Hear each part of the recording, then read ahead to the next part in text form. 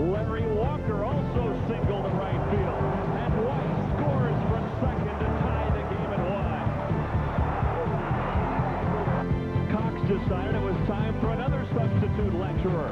In came Mike Cather. Then Andres Colorado stood up and totally disrupted the class.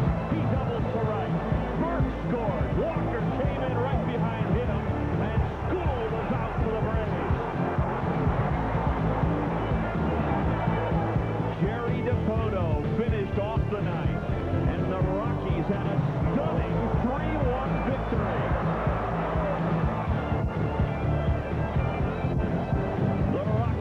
Proved with all due respects to Aldous Huxley that it's not always a Braves new world.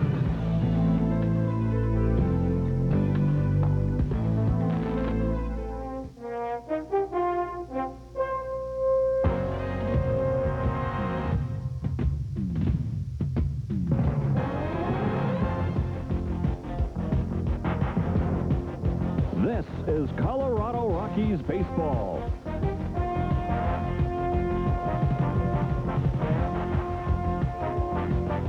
Rockies baseball is brought to you by Powerade. Try your favorite Powerade flavor in the new Power Flow bottle. By the Rocky Mountain News. If you live here, you get it. Call 1-800-892-NEWS for home delivery. By Chrysler, Dodge, and Jeep Eagle, the official vehicles of the Colorado Rockies. And by Budweiser, Beechwood aged for a crisp, clean, classic taste.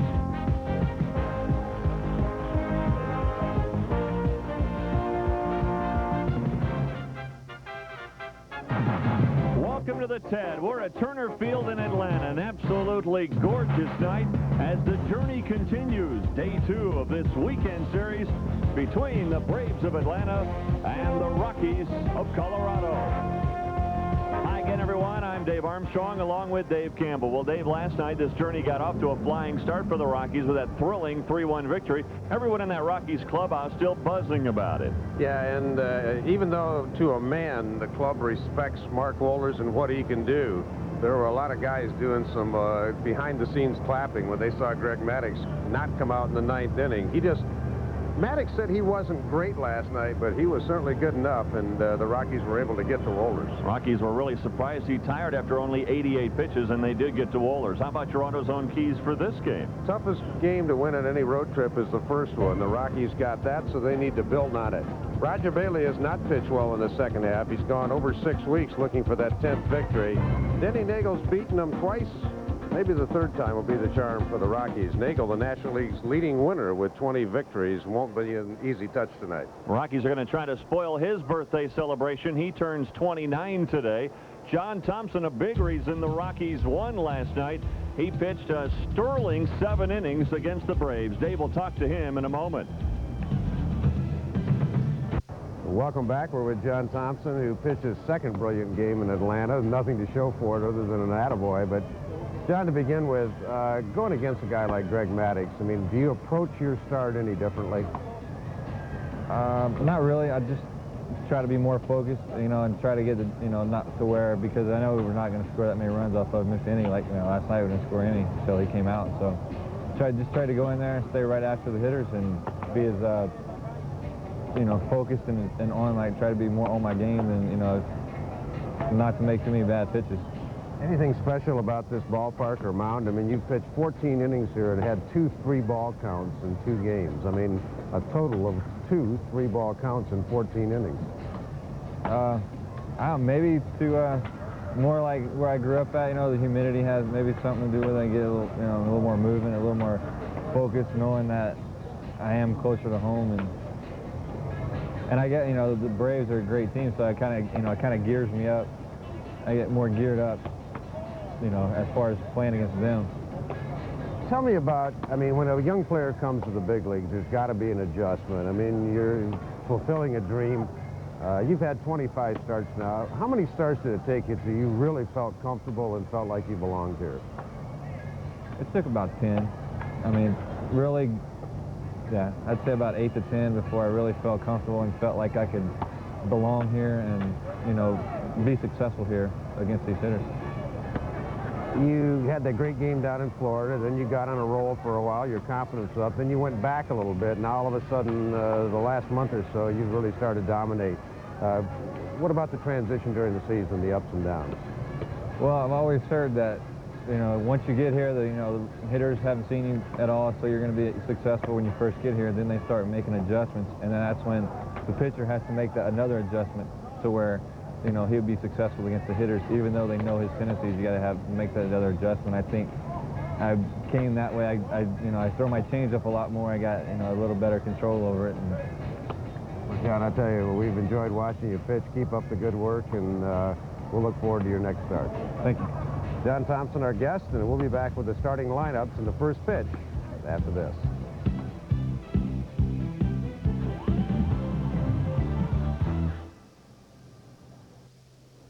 Welcome back to Turner Field in Atlanta with Dave Campbell. I'm Dave Armstrong. The Rockies set to take on the Braves again. And when the Rockies do take on this tough Atlanta pitching staff, they know they're in for quite a weekend's worth of work. Walt Weiss talked about what he tries to do in the leadoff position. I think it's important to work the count against the staff. Try to make their job a little tougher. The difficult part is that all these guys throw strikes, and sometimes you're digging a hole for yourself if you work it deep too many times. Like a guy like Maddox, he's most likely he's not going to walk you. So sometimes you're defeating yourself if you're taking too many strikes against him. But I think on the other hand, you need to make these guys work, try to get their pitch count up, so that possibly later in the game you got a better chance of getting to them. Well, the Rockies got to Greg Maddux last night, I guess, because he had to leave after 8 innings, even though they were shutout innings. And Walt Weiss has been a big part of the Rockies' resurgence, and now just 6.5 back in the Western Division, thanks to the San Francisco loss this afternoon to the Florida Marlins, 8-1. So the Rockies are hanging right in there. Denny Nagel, the left-hander, going for the Braves tonight, and the lineup that he'll face brought to you by the Rocky Mountain News. We already know that Walt Weiss will lead off. He'll be followed by Burks and Walker. Then Galarraga had the big double last night. Bichette, Castilla, Manwaring, Perez, and Bailey will follow him. National League's leading winner, Denny Nagel, 20-3, 2.62, fourth in the league in ERA. He's got the fastball. He'll throw a two-seamer, a curve, and a great changeup. So Denny Nagel going to the mound on his 29th birthday. This for him, his 32nd start of the year. He has 4 shutouts this season and 4 complete games. Nagel, the only 20-game winner in the National League.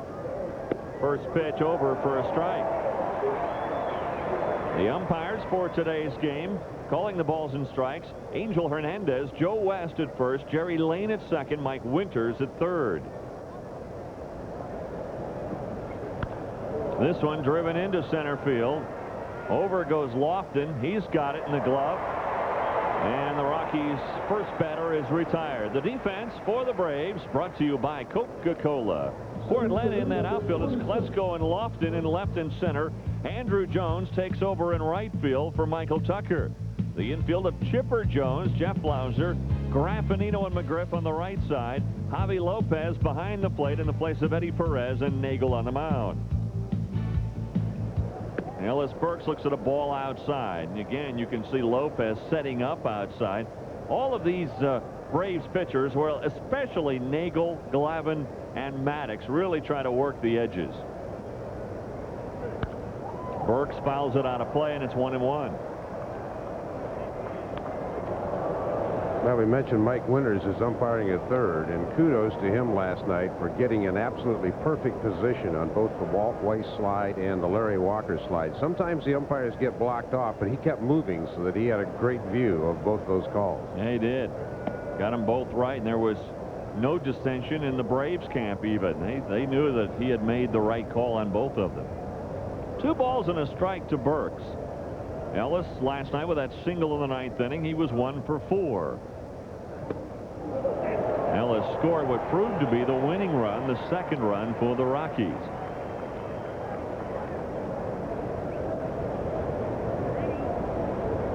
Denny Nagel, he's having his finest year. I guess no surprise that he's now in a Braves uniform. Coming over from the Pirates last August, Nagel has really turned it up a notch. Started the year with 7 straight wins. Boy, Burks fooled on that pitch, just reached out and got a piece of the bat on it. Well, our broadcasting colleague Bob Brindley put it best last year. He was talking about Tommy Glavine, but you can say that about Nagel and Greg Maddux. Just remember the words to the song Dixie. Look away, look away, look away. And that's where they go 90% of the time. That time, a breaking ball down and in, and it's 3-2 now to Burks.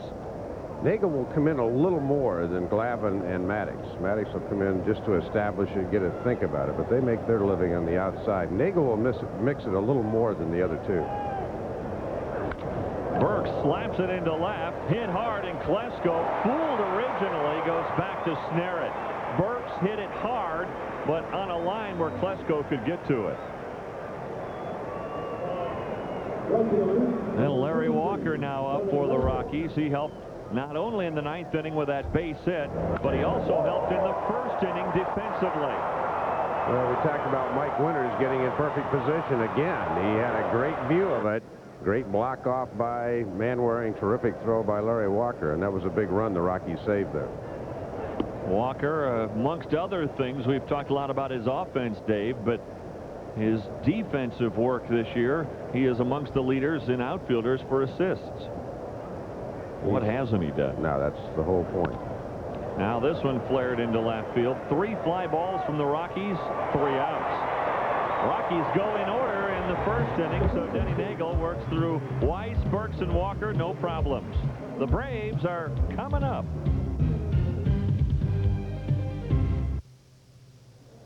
Well, the Rockies don't score in their half of the 1st inning. The Braves coming up, facing number 31 of the Rockies, Roger Bailey, trying to get back on track after a brilliant first half of the season. The lineup that he'll face for the Braves, brought to you by the Rocky Mountain News. Leading off for Atlanta, Kenny Lofton, then Jeff Plauser, Chipper Jones at 3rd, Fred McGriff at 1st. Klesko accounted for the Braves' only run last night with his solo blast in the 4th inning. Javi Lopez behind the plate, Andrew Jones in right, Tony Graffinino, the 2nd baseman, and Denny Nagel on the mound. Bailey still hunting for that elusive 10th victory. He has had 8 starts in search of it. Last time out against St. Louis, he felt maybe he turned the corner a little bit, started to get a better feel on the changeup. We'll see how it transcends itself tonight. The defense behind Roger, brought to you by Coca-Cola. Bichette and Burks in left and center. Larry Walker, we've already outlined his tremendous defense in right field. Castilla and Weiss on the left side. Nefi Perez and Andres Galarraga at first base. Manwaring and Bailey are the battery. So Roger Bailey, as Dave mentioned, going for that 10th win. 0-2 in his last 8 starts. His last win, the 26th of July. Toughest guy for Bailey in this Braves lineup is Ryan Klesko, who is 5 for 12 with a couple of home runs. Lofton looks to bunt and takes a ball down low. You see the numbers on Lofton so far this year. He's amongst the league leaders with that .345 batting average. Fouled out of play. Lofton has really only had a couple of games this year where he has not had a hit. He's only had twice this year where he's gone 2 consecutive games without a hit. Well, Vinny, you see how far he's in. You have to do that to protect against the bunt. And when Lofton swings, he tries to inside out it and hit it right past him. Good changeup from Roger. Nice for him to establish that early, and it's 1-2 to Lofton. Lofton 1 for 4 last night.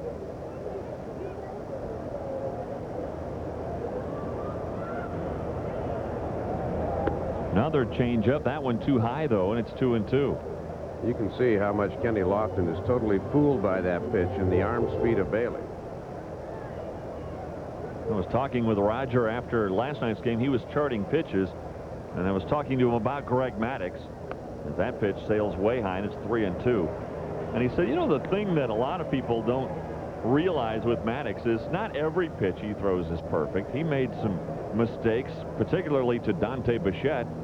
He said, but what fools the hitters about Maddux is they always think he's going to throw the perfect pitch, and they're not ready for when he makes a mistake, which is pretty rare.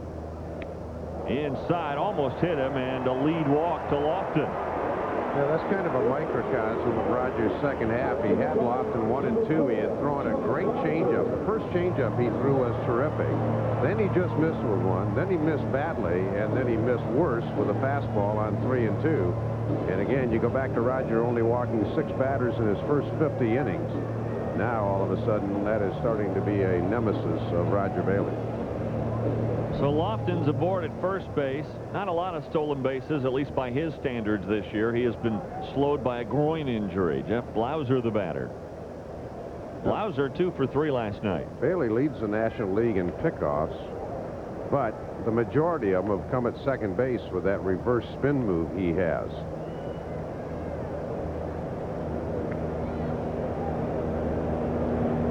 Lofton digging in at first as Blauser digs in at the plate. Lofton looked like he wanted to go and didn't, and it's taken for a strike. 24 out of 44, not a great percentage for Lofton by any stretch of the imagination. 20 caught stealing, leads the National League by a wide margin. He did have a stolen base last night. And he has run a little better in the month of September. He had the groin pull that sidelined him for 32 games in June and July, and he's been very slow coming back from that. Ellis Burks could empathize with Lofton on that groin pull. In fact, they have both visited the same doctor in Colorado trying to alleviate the problem. Over the head of Perez into right center. Walker charging. He's got a shot at Lofton at third. The throw offline just a little bit. Blauser stayed at first. Runners at the corners for the Braves. Well, Kenny Lofton looked Larry Walker right in the eye and said, "You got me last night, but I think I can make it tonight." And the Braves are off and winging. That lead walk probably is going to come back to haunt Roger Bailey. Just over Nafe's glove. Larry coming made a strong throw, but I think even with a perfect throw, it's going to be kind of marginal. One of the hard things for the right fielder on that play, Dave, is you really have to kind of throw through the runner there as he's going to third. Yeah, you don't have that clear view like you do throwing to home plate. You got to make sure you don't hit the runner in the back with the ball. Sometimes you can make a perfect throw, hit the runner, and get hooked with an error. Only 2 errors all year for Walker. Well, here's Chipper Jones. Fastball sailing high. Jones last night 0 for 4. So the Braves threatening here in the first inning. 2 on, nobody out.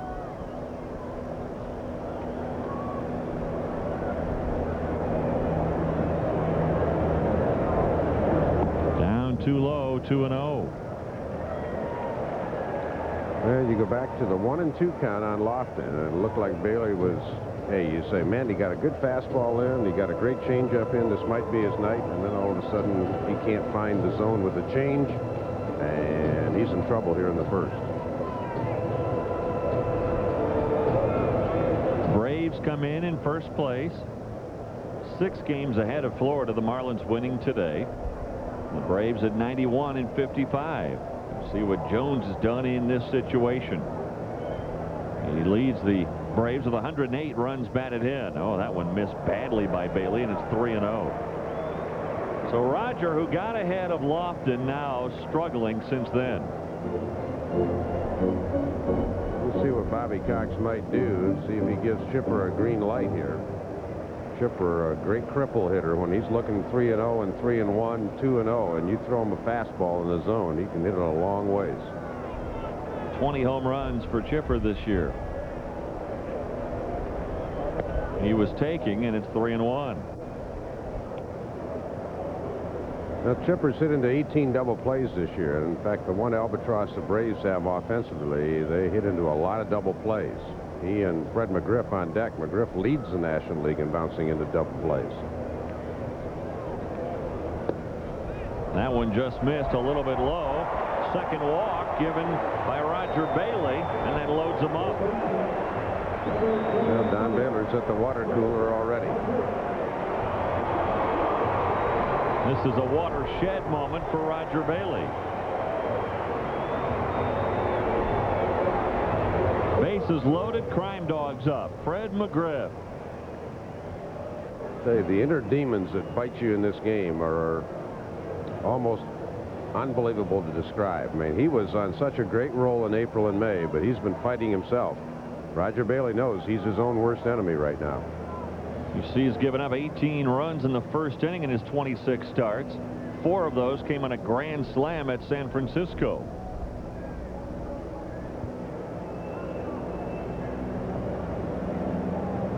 Nobody out. McGriff, the batter.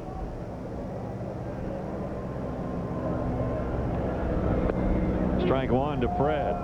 So Bailey would love to have a strikeout and a double play ball. Well, Bailey, Roger wouldn't mind one of those comebackers right to the mound right here and go home to first. Well, sometimes you never know when you might turn it around. Something like that could maybe really give him renewed confidence. Fouled back by McGriff, so Rogers got him in an 0-2 hole. Lofton's on at third. He walked. Blauser at second. He singled. Chipper Jones at first. He also got a free pass.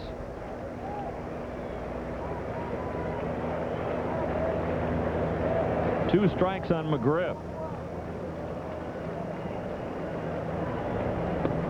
Got him looking. Well, that's part 1. 2 parts to go. Bailey strikes out McGriff on 3 pitches. Now, Fred was protecting away and trying to protect against the changeup, and Roger buried a fastball on the inside corner. Terrific pitch on 0-2.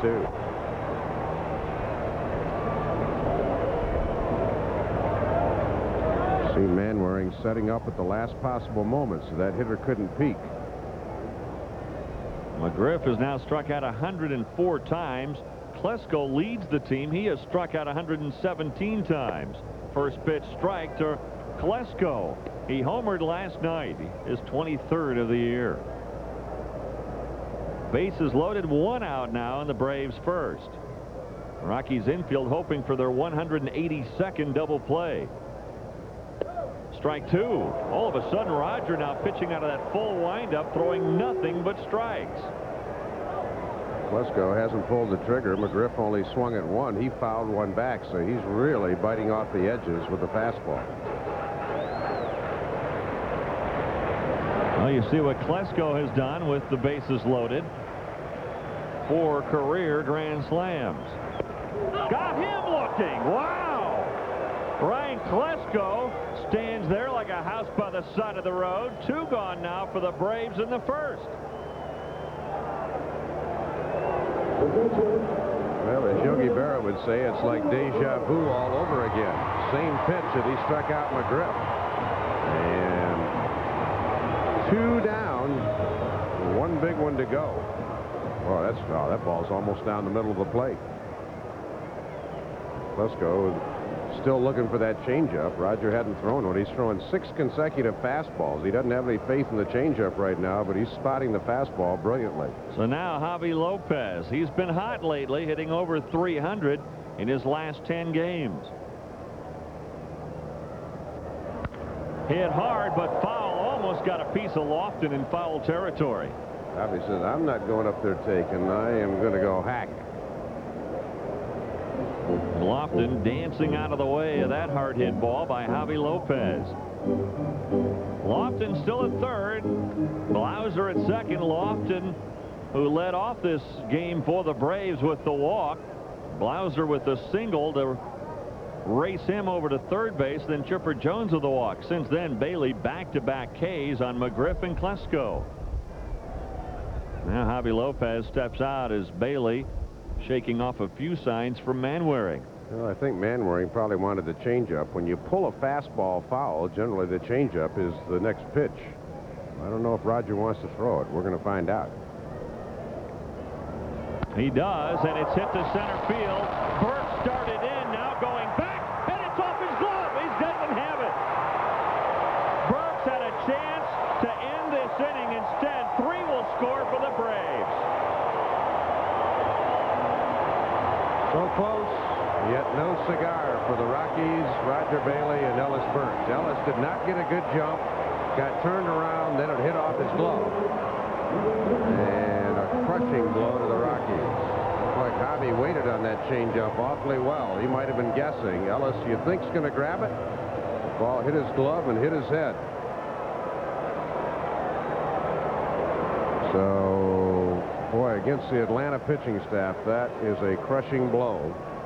Roger trying to regroup on the mound now. Looked like he was out of the inning, and he just couldn't do it. Ellis probably thinking to himself about that home run that went off the tip of his glove just the other day at Coors Field. Roger now chasing Lopez back to second base. Boy, that close to being out of this first inning with no damage. Instead, 3 runs for the Braves. They have charged Burks with an error, so the runs will not be earned, but it's still a 3 spot up there. Swing and a miss by Andrew Jones. Well, Bailey got the changeup over, but it appeared Javi Lopez was dead guessing changeup. Well, you see, you talked about the pickoffs for Roger Bailey, and 6 of those 7 have been at second base. Generally get aggressive runners, and Javi Lopez doesn't fit that mode. You know, Lopez is not a guy that's going to steal third in this situation. Usually the guys you get are the guys looking to get that jump and steal a base. Guys like Craig Biggio. Jones pulls this one into the corner, and it is a foul ball. Foul ball. 2 strikes on Jones. Not by much. Boy, he hit a low rocket. Rogers not throwing a slider in the first innings. He's been about 80% fastballs as we see this ball. Barely foul. Barely foul is right. Couple of feet maybe. Don Baylor thinking, man, we were almost out of it. Not quite.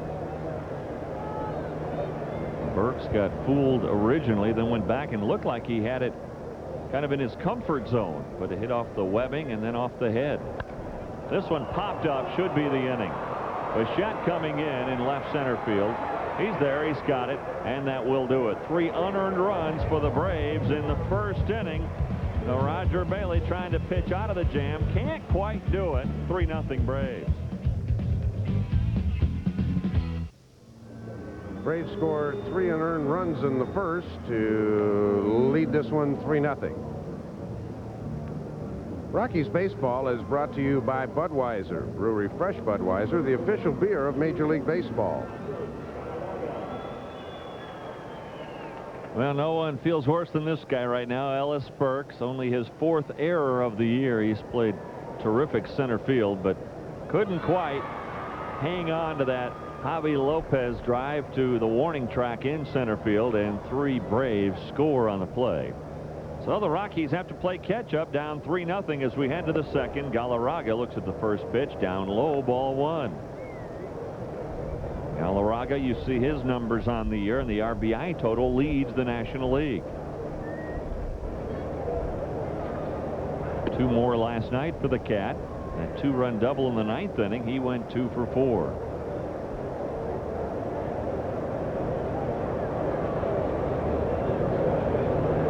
Seems like Galarraga almost gets an RBI a game, doesn't it? But that snapped for him a 4-game drought without a ribby. The 2-0 pitch caught the corner. Well, 150 last year, 128 this year. It's awfully good production.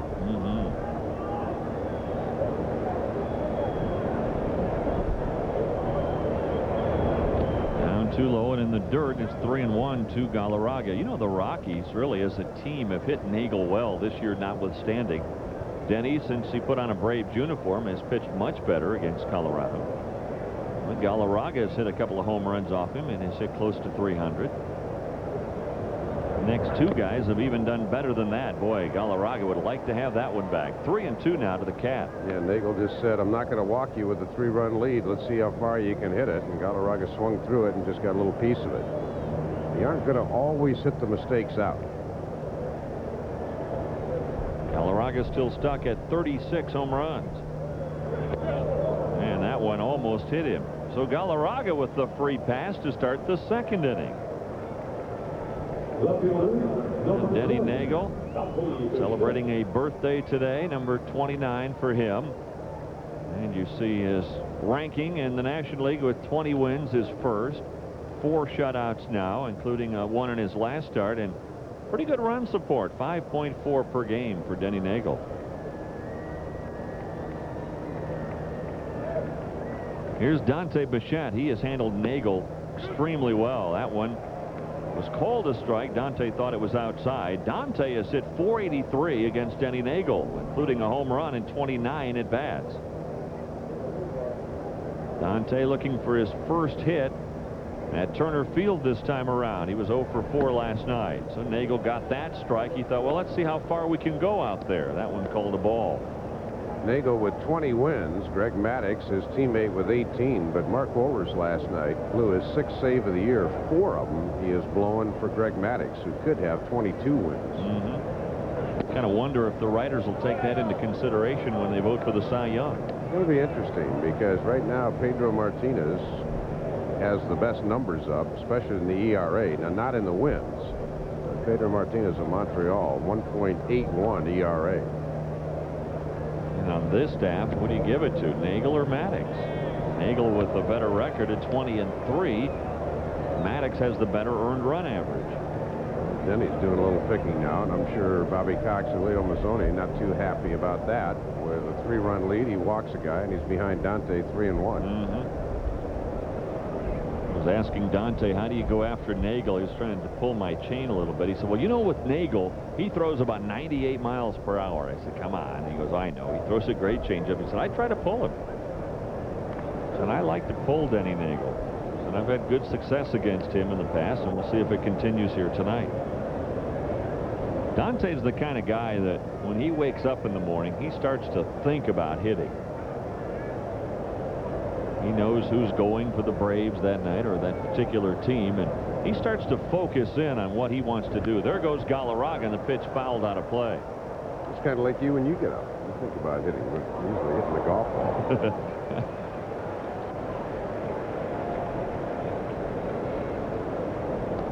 It's going to be important for Bichette to make contact if Galarraga is running here, because Big Cat cannot get a big jump. He's got to make sure Nagel comes to the plate, so that leaves him hung out to dry on a strikeout. You're not stealing a base here. You're running to try to stay out of the double play and then maybe score if a ball is hitting a gap somewhere. Cat is running again, and the pitch again fouled out of play up into the third deck. Dante, not happy with himself, thought, man, I should have slammed that one.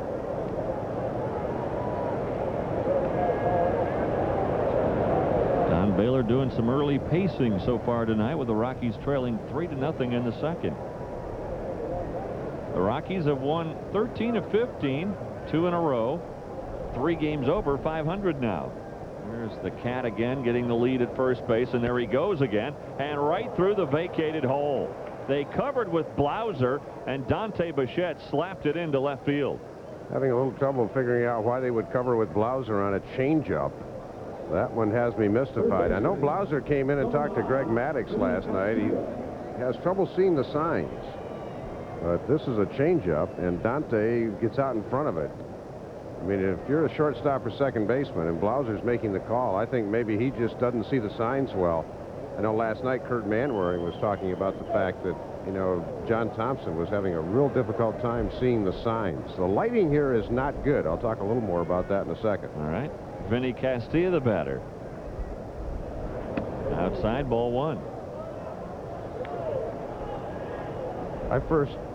My first trip to Turner Field earlier in the year, I took a trip out to center field and stood right behind Kenny Lofton. I thought the lighting was horrible, and maybe that hurt Ellis Burks on that fly ball, although it's not real dark here yet.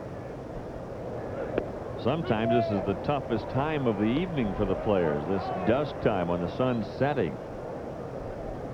They have no lights in the outfield. All the lights are in foul territory between first and third base.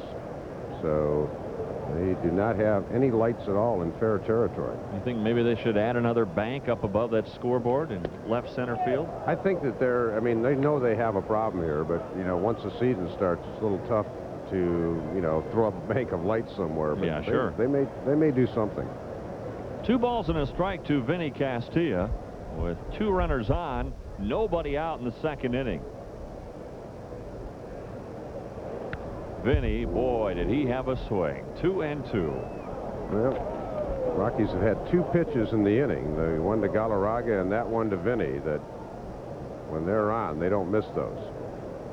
Vinny, of course, the former Brave, picked up by the Rockies in the expansion draft. And he is about set to put in his second straight 40 home run campaign. His next one will be his 40th. Missed inside, so a full count. Now what do you do with the runners? Boy, decisions for Don Baylor. Galarraga's got the same dilemma. Graffinino's been ducking in behind him. He can't get picked off. I say go for broke. Go for it? Yeah, but why not? I'm not the one that gets second guessed. All right, we'll second guess you anyway. You say go for it, we'll second guess you if the Galarraga gets thrown out. They're not going, and it's hit into right field for the base hit. They're going to wave Galarraga home. Remember, Jones has a great gun. Here comes a throw, not nearly in time though. Galarraga slides in safely. The Rockies are on the board. Could have scored easier if he was running. I thought I'll tell you, Gene Glenn has been living on the edge. That's the 3rd tough call he's had in the series, and every runner has come in safely. Vinny going the other way off Denny Nagel. And I thought Andrew Jones, who's got the great arm, probably was going to be able to throw the runner out, but the ball just came in and totally died. It's probably one of the worst throws he's made all year. Yeah, Leo Mazzoni, and I think maybe after the game last night, that the Braves coaching staff talked to Andrew about that throw he made on Weiss. He said, Andrew, great throw, but you've got to keep it low enough for the cutoff man. So he kept that low enough for the cutoff man, but he threw it in the middle of the infield where it bounced twice and it lost all the carry. So a walk and 2 singles. The Rockies on the board. Still nobody out in the 2nd inning. And now Kurt Manwaring, the batter. Well, one thing Don Baylor's done a lot with Manwaring lately is start runners early in the count.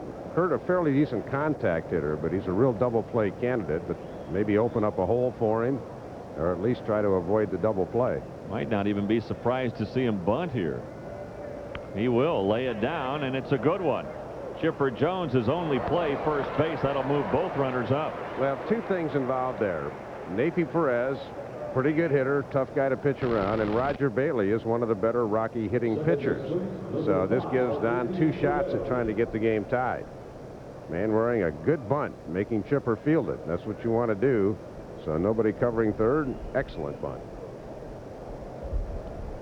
So Bichette moves to third, Castilla to second. Now a base hit ties this game. Nafi Perez, the batter. Perez hitting .299. 1 for 4 last night. Rips this one into center field deep enough to get Bichette home from third. Lofton's throw coming high into the middle of the infield over the head of Fred McGriff. Bichette scores easily, and the Rockies have another. It's 3-2. Kenny Lofton does not have a good arm. That was an ill-advised throw by him. He should have just thrown the ball into the shortstop, the cutoff position. Vinny didn't go to third. He didn't want to make the third out there, but Lofton had no shot with that rainbow he threw in. So by moving Bichette over to third, the Rockies get another run, and now Roger Bailey comes up. Well, the Rockies right back in it now, 3-2 in favor of the Braves. Well, the Braves have made some mistakes this inning. A lead walk by Nagel. I don't understand why Blauser was covering on the Dante hit. Good hack by Roger. Jones, his throw from right field, not a good one. Galarraga able to score on that. So they have made some mistakes, and the Rockies taking advantage. Roger, a good hitter for a pitcher. His .214 batting average. Certainly very respectable. He and John Thompson have definitely helped themselves with the bat so far this year. 12 hits for Roger this season, just 3 shy of the club record set by Kevin Ritz last year. 1-2 now to Bailey. Yeah, Raj thought that was outside, but he doesn't want to say too much to Angel Hernandez, because then Angel will say, oh, okay, you don't want that pitch either, huh, when you're out there on the mound.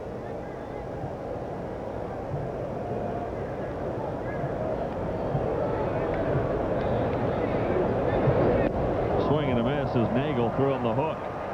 That'll do it for the Rockies, but a good frame for Colorado. Denny Nagel walked Galarraga to lead it off, and it cost him. The Rockies score 2 and now trail by 1. This day in baseball history brought to you by McDonald's. A couple of Hall of Famers hit their 500th home run on this date. Willie Mays in 1965 as the Giants beat the Astros 5-1, and Frank Robinson hit his 500th career homer in 1971 in the 9th inning of a doubleheader against the Tigers. Two fairly good ball players. Now we go to the bottom of the 2nd inning, and the Rockies back in it for Roger Bailey. They scored 2 in their half of the 2nd and trail by 1 now. The Braves getting 3 unearned runs in the 1st inning. Roger needs to throw strikes here. Graffinino, Nagel, and Lofton the batters. Well, Denny Nagel was really having a conversation with himself when he came off the mound. He was livid, but he was mad at himself, not anybody else.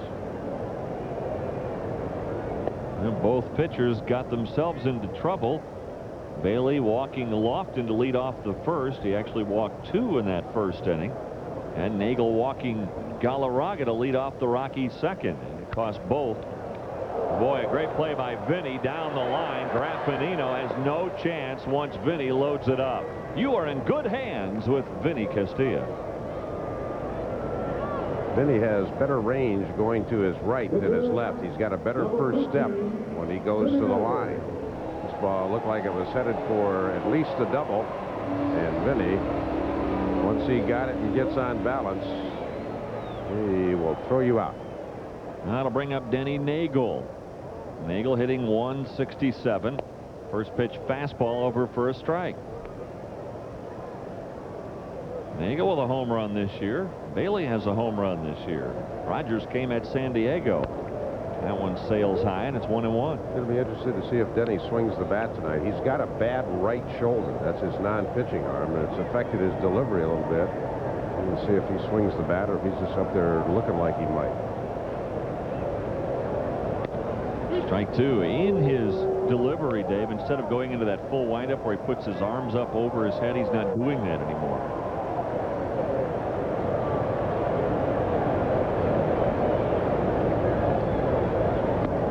Just missed. 2-2 now to Denny Nagel. Willie Blair trying for his 17th win today. Did not get it. Oakland beat him by a score of 4-2. So just about any chance Willie has for 20 victories went out the window with that one. Pretty big story, though. Got him looking. So Nagel really didn't show much signs of wanting to swing too hard, and he takes a called 3rd strike. Friday, September 26th, Dodgers in. Coca-Cola 30-30 hologram number 4 featuring Dante Bichette, the last in the series. First 20,000 fans through the gate get one. A 7:05 game. The gates open at 5, and tickets available at the Coors Field Ticket Office, King Soopers, Rockies Dugout Stores, 1-800-388-ROCK. Wouldn't it be fun to go into that last weekend with just a chance? It's all the Rockies are asking for. Well, it's going to be fun anyway, because if they don't have a chance, they're going to try to ruin it for the Dodgers. Yes, they are. They'll have a chance with San Francisco and L.A. in on that final homestand to be a real spoiler if they don't get themselves right back into the race. The Rockies again 6.5 back going into tonight because the Giants lost this afternoon. And the Dodgers tonight have to face Darryl Kyle of the Astros. There's a strike, and it's 1-1. Lofton, boy, he's bringing Castilla way in from 3rd. In the West, you see the Rockies now 6.5 back. San Diego won today, but the Padres are buried in last place. That's where they'll finish. There's another strike, and it's 1-2. Boy, Roger is locating his fastball so well ever since he got in trouble. But the one pitch he wants to try to locate still is the changeup. But he threw one to Lofton very high the first pitch, but the fastball he's hitting right on the money. You see what Lofton has done since the mid part of August. A little looper, and Nefi Perez goes way out into shallow right to haul it in. Nice play, Nefi Perez. Walt Weiss will be leading off for the Rockies in the 3rd. Roger Bailey settling down after that long fly ball from Javi Lopez. We got a ball game as we go to the top of the 3rd, top of the order for the Rockies. But first, we will tell you that Rockies Rockies baseball is brought to you by U.S. West. So you're always connected to what matters to you most. U.S. West, life's better here. Well, Walt Weiss will lead off the third inning for the Rockies. He'll be followed by Burks and Walker. Weiss flied to center his first time up. Looking to bunt here and takes a strike. Rockies, since the Eric Young trade, are 15-8. Weiss moving into that leadoff spot 19 games ago. He's been on base at least once every game. Well, he is not your typical leadoff batter because he doesn't steal a lot of bases, but boy, he does a lot of the other things well. I'll tell you what, you can take the stolen bases, and I think that may be the most overrated stat in baseball. Give me a guy with a great on-base percentage, and I'll take him as my leadoff man. I'll tell you a little bit more about that in a second. Cincinnati Reds lead the major leagues in stolen bases. Cincinnati Reds are last in the major leagues in runs scored. I think the running game, basically, you utilize it to upset the defense, stay out of double plays, create opportunities for yourself. Now, once in a while, stolen base is a nice luxury, but I think it's the pressure of the running game you put on the defense that's important. 2 balls, 2 strikes now, as Denny Nagel misses that one badly, and Javi Lopez misses the throw back to the mound. Ricky Henderson, the year he set the all-time major league record of 130 steals, the Oakland A's finished 5th that year. I remember Brian McRae used to tell me about anything over 30, 35 stolen bases, and you're really stealing for yourself. About 30 to 35 really helps the ball club. Anything past that's not really that helpful. Now 3-2 to Weiss. Nagel throwing a lot of pitches, and the Rockies would like to get into that Braves bullpen. Their middle relief is very iffy. And their closer last night became iffy for them. Fouled out of play again by Walt Weiss, so this is a great at bat. 3 balls, 2 strikes to the leadoff batter for the Rockies in the third. I agree, especially with the Rockies lineup. You don't really need a stolen base guy in the leadoff spot because of all the pop behind him. Weiss thought it was a ball, takes it for a strike. Second consecutive strikeout for Nagel. We'll take a peek from our center field camera, and good pitch. That ball's above the knees, middle of the plate. Walt just got fooled on it. So Weiss out number 1 in the third, and that'll bring up Burks. We notice Nagel is going to the full windup over his head, so he's chucked that other windup, the one where he just kind of goes to his belt. But you know the right shoulder's bothering because he didn't even come close to swinging in his at bat. Curve ball over for a strike. Burks hit it hard the first time up. It lined out to Klesko and left. Chance to make up for the air in center field. Little tapper, that's going to go foul. Kind of an interesting study in Denny Nagel on what he likes to do the day of the game. This is the scouting report on Nagel. The day of the game, he likes to go to a movie with his wife. He hauls in a paper bag 3 or 4 slices of stuffed pepperoni pizza, brings in a large Coke or a cherry Coke with 2 straws because he said, I don't like to get the lipstick from my wife on my straw. And today he went to The Game, starring Michael Douglas. We haven't gotten his review yet on the movie. Nagel said that's been a pattern that has worked really since the first part of the season, so he is sticking to it. Well, we've got a game here. 3-2 in favor of the Braves, and it's 2-2 to Ellis Burks. Jim Palmer, the great pitcher for Baltimore, his pregame meal always, he made sure he had pancakes, and he ended up with a nickname throughout his career, just Cakes. Nagel missing badly there, and now he goes to a full count on Ellis Burks after going to a full count on Weiss. So Nagel, unlike Maddox last night, Nagel throwing a lot of pitches here in the early going.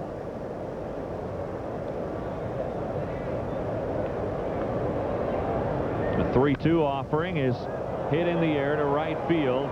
Jones going back. He's got this one now in his sights and in his glove, and there are 2 gone. King Soopers commemorative lapel pin number 4.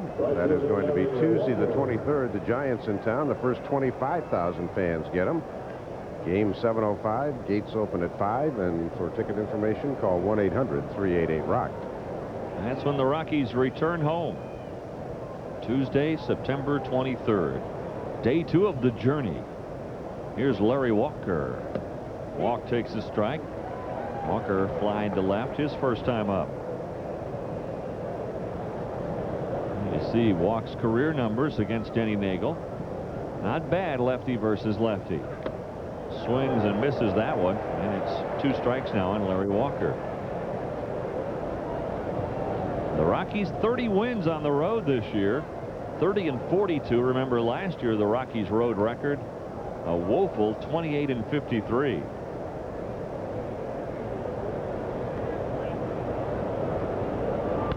Hit hard, but speared by McGriff. Nice play, Fred McGriff. Crime Dog takes one away from Walk. Denny Nagel walks away, getting the Rockies in order in the 3rd. Braves still lead by 1.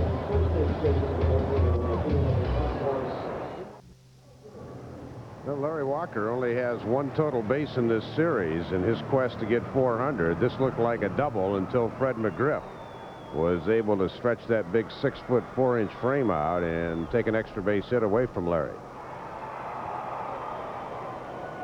Oh, we moved to the bottom of the 3rd inning.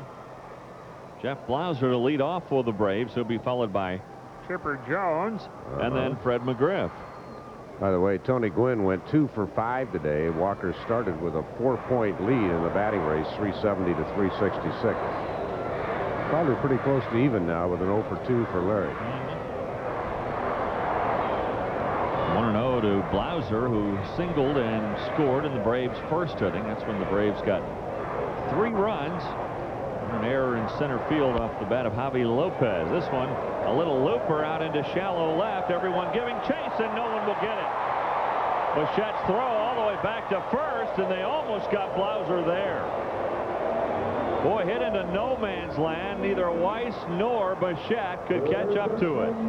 The ball's up in the air too long. I think Dante saw Wald out of the corner of his eye, and he slowed up. I think Dante was thinking about diving for it, but Bichette almost got Blauser on the wide turn, but that ball's got to be caught. So a lead single by Blauser. Now Chipper Jones. Chipper walked his first time up.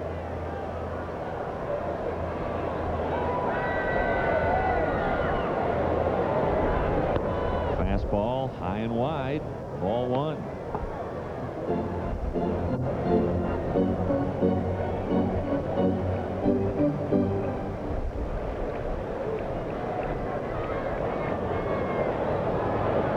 See what Chipper has done against Roger Bailey. Fastball that just missed. Now he's ahead 2-0. So Roger, who really settled down after that Javi Lopez blast to straightaway center field, now gives up the bloop single to Blauser and is behind Chipper Jones 2-0. For the Braves, an 11-game homestand. This is day 2 for them.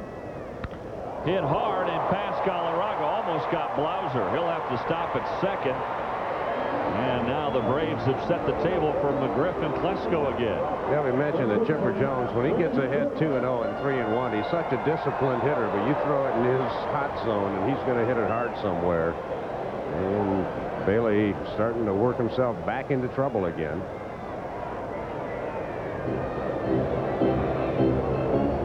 So Roger Bailey, back-to-back singles by Blauser and Jones. Now McGriff, who struck out looking his first time up with the bases loaded. Then Klesko, who struck out looking with the bases loaded his first time up. You don't want to face these guys in this situation too often. You can dance through the flames every now and then, but eventually you're going to get burned.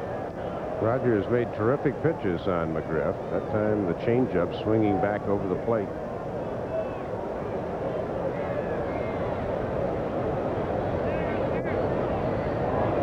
That one hit him. So 2 singles and a hit batsman. They're loaded again.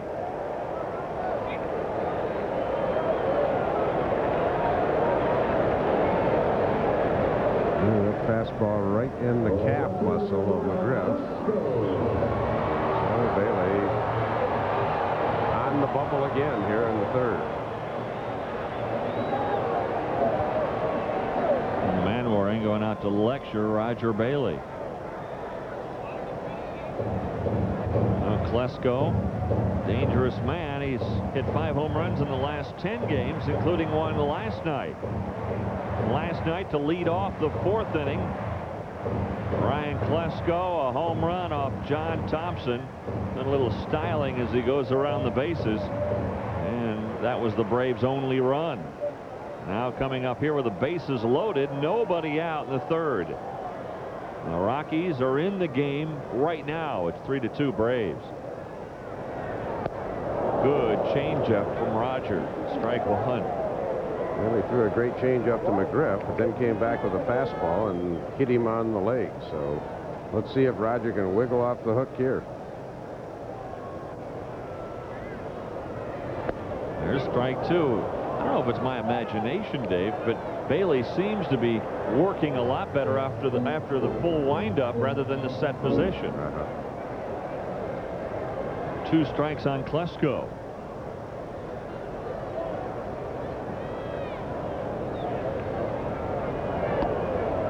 There was a changeup that stayed high. Klesko lays off, and it's 1-2. Rogers really got Ryan in between. He's late on the fastball, and he's too early on the changeup. He's just got to make a quality pitch, either fastball in or the changeup away, and he'll get him. But don't make a mistake.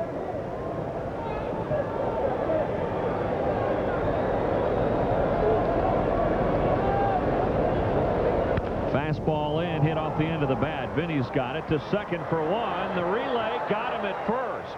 A double play. A run scores for the Braves, but no RBI for Klesko. He went back to the changeup. He wiped twice, which might have given Klesko an indication it was coming, but the Rockies get the big double play, and now if they can get Lopez, they get out of this inning with minimal damage.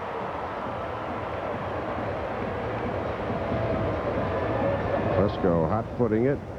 Rockies turn their 182nd double play, and boy, Napey really smooth on that pivot. Yeah, he is.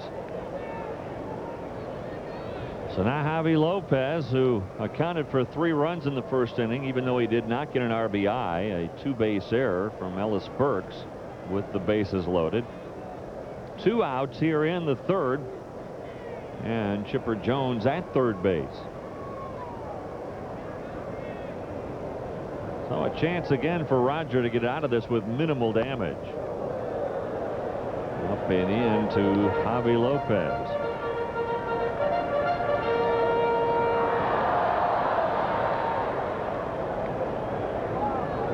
Roger will work out of the full windup with a runner at third.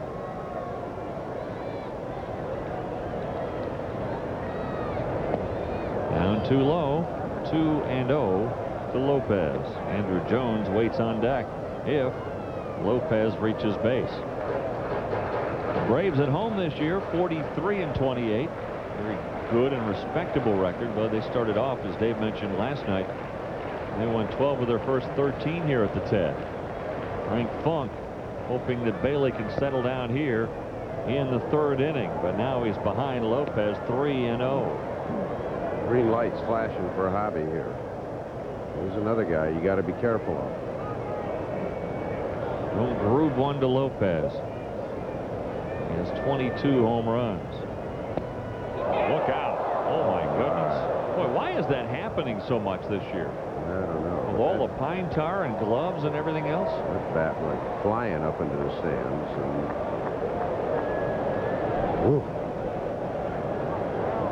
And she had the binoculars out too. Got a real close look at it coming in. Lopez will go get some new lumber. Make sure he gets enough pine tar on it to hang on to it this time. Well, the green light was flashing for Lopez, and the caution light was flashing up in the crowd. Good line. Now she's saying, "Oh, my hands are sticky." Well, I don't know how that avoided anybody, but I'm glad it did. Me too.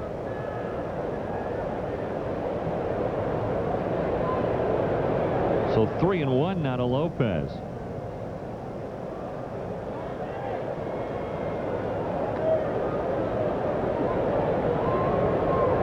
See Bailey kind of glaring in, looking at the signs of man wearing. It looks like he's having trouble seeing them as well. Up and in, and ball 4. Well, that's the third walk issued by Bailey. He's also hit a batter. And now he'll face Andrew Jones. Jones popped out to left field his first time up, but also hit the ball real hard, one that was just foul. And again, no lights in that outfield here at Turner Field. See that one in foul territory down the left field line and all the way around to foul territory down the right field line.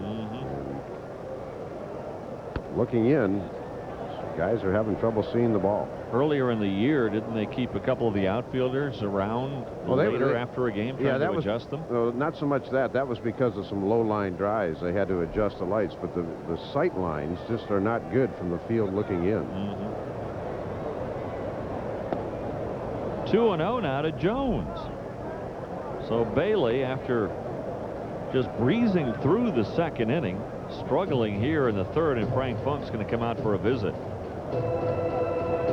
It all started with a bloop single off the bat of Jeff Blauser. He has scored the Braves' only run here in the third, and they lead 4-2.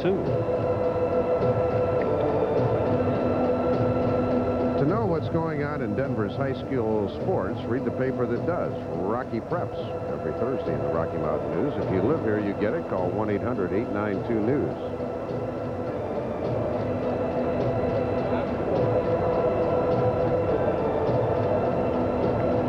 So 2-0 to Andrew Jones, with Chipper Jones on at third base. On at first, Javi Lopez. 2 outs in the third. Rockies with a double play here in the inning. Hit on the ground to Weiss. He handles the hop and flips it over to Nafee, and that will do it. So Roger again dances around the Flames, helped by his defense, including Walt Weiss. Rockies still in it, going to the fourth, down by 2. This day in Rockies history brought to you by Chrysler, Dodge, and Jeep Eagle. Last year on this day, or the second day in a row, Rockies player joined the 30-30 club. This time it was Dante Bichette. He did it by hitting this 448-foot home run off Shane Reynolds.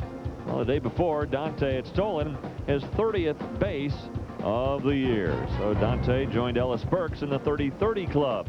Dante will hit second in the fourth. Galarraga to lead off, and here's Dave Campbell with the play-by-play. Thank you, Dave. Here's the first pitch to Andres outside. He drew a walk his first time up. Both pitchers have had their problems, but it's still a close game, 4-2. High pop foul back out of play. Nagel actually had 1, 2, 3 innings in the first and third, but gave up 2 runs in the second. Roger Bailey's had 2 bases loaded, nobody out situations.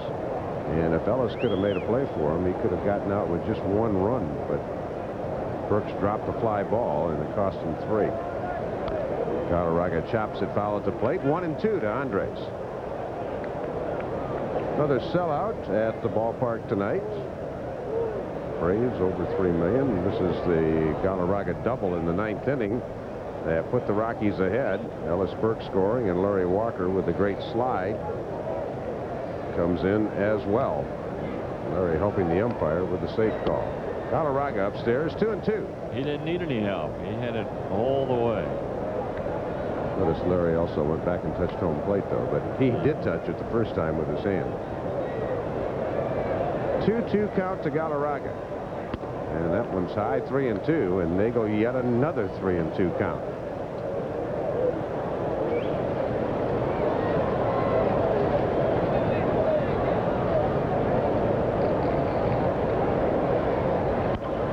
High fly ball playable. Andrew Jones in right field, drifting near the line. 1 out here in the Rockies' fourth.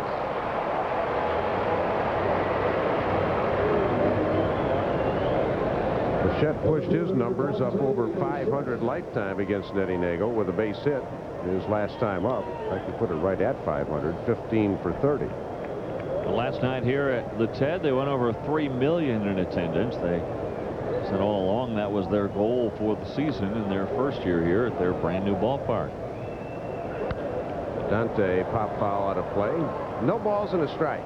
Dante just seems to be upset with himself, like he's not pulling the trigger or something, that he feels like he has pitches to hit, he's just not hitting them. Yeah, he's having just late. When Bichette has struggled this year, that's what the problem has been, not getting the bat head through the zone. The 0-1 and strike 2 call. Dante, one of those guys who really waits a long time in the ball before he starts his hands back, and if he doesn't get him going a little bit soon, he's always going to be rushing to catch up.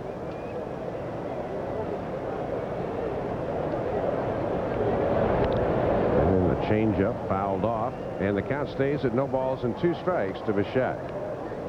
Baltimore righted the ship today after getting blown out twice by the Yankees. They beat New York handily 8-1. Mike Mussina over Kenny Rogers in that one. White Sox beat the Indians 7-6. Slow down the Tribe a little bit.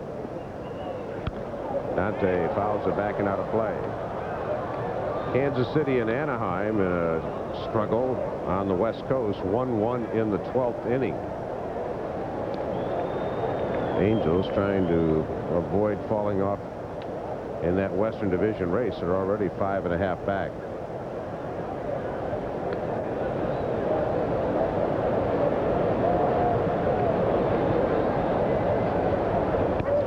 Inside to Dante, 1-2.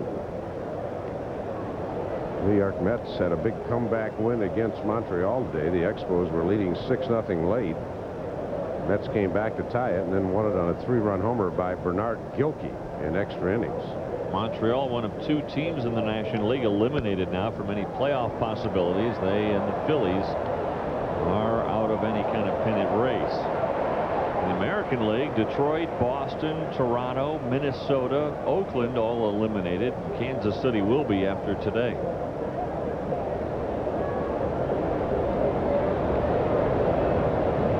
Dante fouling a lot of pitches off, trying to get one he can do something with, and Nagel delivers another one. That one fouled back to our right.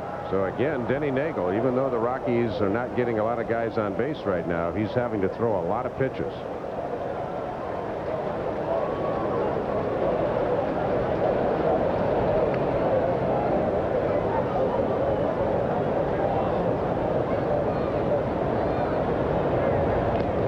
Low, 2-2 strikes. Hey, look at Nagel throwing all these 3-2 counts and already up to 66 pitches here in the 4th inning. He won't last the game at this pace.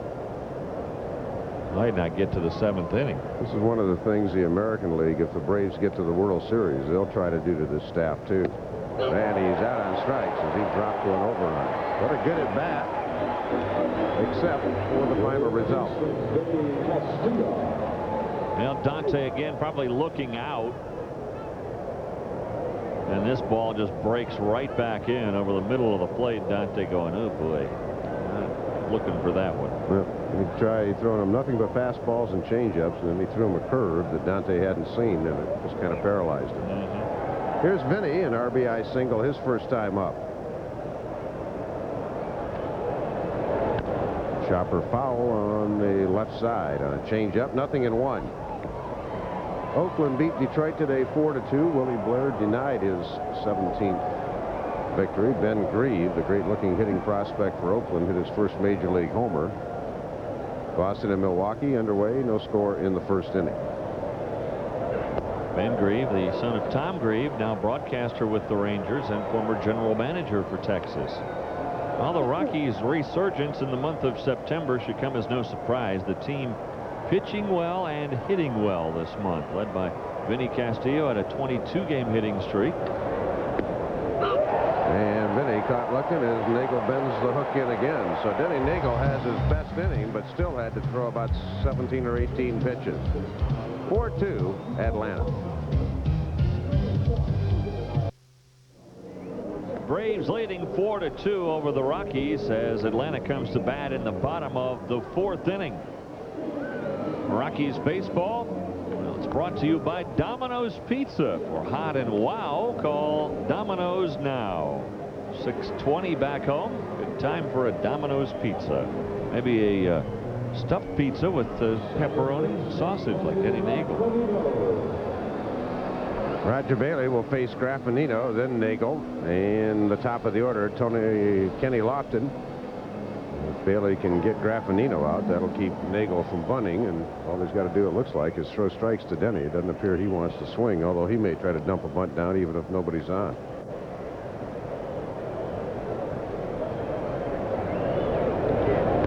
Graffinino was thinking about testing Vinny. 1 ball, no strikes.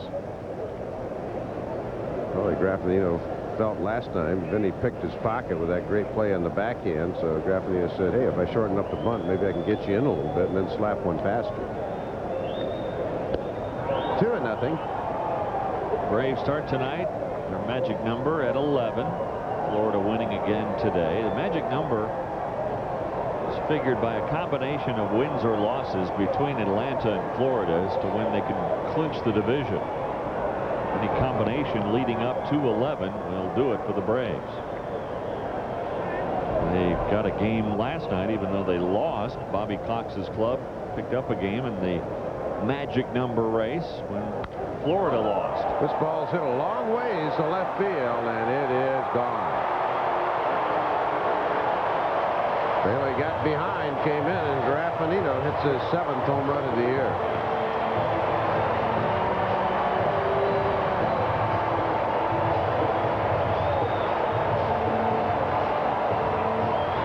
The 24th home run Roger has given up this year.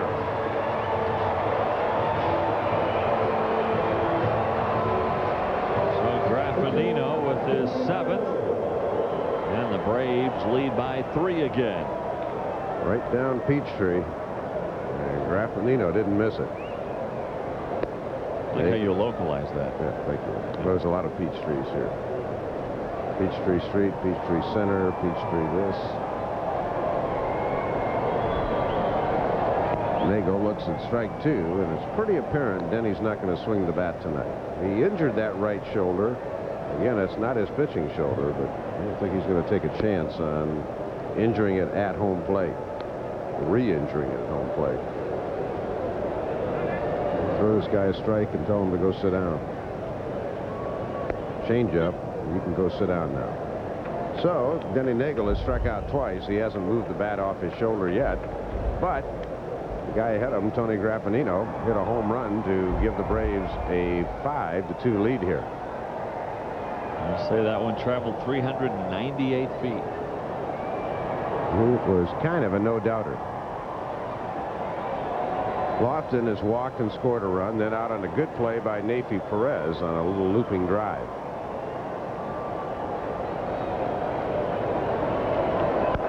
Lofton fouls it off to the left towards the Rockies dugout. No balls and a strike. 5 runs on 4 hits for Atlanta. Bailey's walked 3 and hit a batter to hurt his cause. 2 runs on 2 hits. Denny Nagel was a little bit wild in the 2nd inning. Otherwise, he's gone 1, 2, 3 in all of his other innings. That pitch is low, 1-1. Atlanta Braves talked last night. I did a little figuring today, partner. We talked about how they seem to play kind of 500 ball against teams with winning records. 2-1. They're actually 38 and 35 against teams that have winning records. That's both in the National League and interleague play. Against teams with losing records, they're 55 and 21, a .723 winning percentage. So the teams that they should beat, they do beat. Yep. And that, I think, comes from their dominant pitching. Yeah. When they go against teams that are weak, their pitching just really rises to the top and takes over. When they go against teams that have better records, then the other teams usually have decent pitching. And not only that, but better hitting as well. So those two factors kind of go in hand in hand.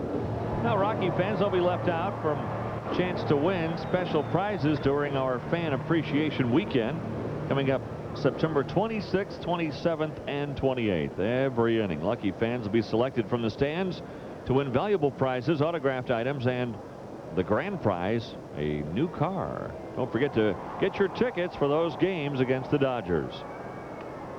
1 ball and no strikes to Jeff Blauser. Blauser has been aboard twice. line single and then a bloop single to left field. Houston's gone on top of L.A. 2-0 in the first. Candiotti against Kyle. Well, the Dodgers have lost 4 in a row. They've lost 7 of their last 10 after putting on a great streak from the All-Star break. All of a sudden, they've come back to earth. Bailey's had an awful lot of 2-0 counts tonight. He's either gone 2-0 or 0-2. When he was pitching well to McGriff and Klesko, he kept going 0-2 on them, but seems like everybody else, he's battling from behind. Blauser fouls it at the plate. 2-1. Jeff trying to hit 300 for the second time in his career. Back in 1993, he hit 305. Blouse seems to pick the good times to hit 300. His contract was up at the end of 93, and he signed a 4-year deal. His contract is up after this year. He's had an awful lot of injuries over the last 3 years. Yeah, he has. So if you were a GM, would you give him a 1-year deal? Oh, absolutely, but I don't know if Blouse is going to take a 1-year deal. Yeah, you're right, though. Injuries have really cost Blauser a lot of production. I think it's more important, believe it or not, to sign Jeff Blauser than it is Kenny Lofton. I agree with you. Braves don't have a shortstop in their system right now that's going to be ready. And Andrew Jones is the heir apparent in center field. And what they tell us here, that Andrew Jones is so far superior to Kenny Lofton defensively, it's not even funny. In fact, they've had Otis Nixon here, Marquise Grissom, Deion Sanders, and Kenny Lofton. A lot of gold gloves between them. Everybody that watches the Braves on a daily basis says Andrew Jones is twice as good as any of them. And with this pitching staff, if you're a pitcher, don't you want a great defensive center fielder? Absolutely. In fact, that's one of the reasons Deion Sanders got traded a few years back. A lot of fans couldn't understand it, but the pitchers went to management and said, this guy is awful out there. So they got rid of him. Went out and got Marquise Grissom. Boy, Blauser had a running start and safe. He had a running jump on Roger Bailey.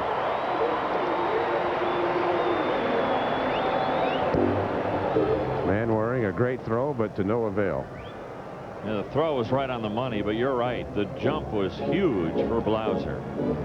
No chance for Manwaring. He should have just stuffed that one in his hip pocket. Look at where the throw is, right on target. Blauser was at the bag already. Can't throw it any better than that. Nope.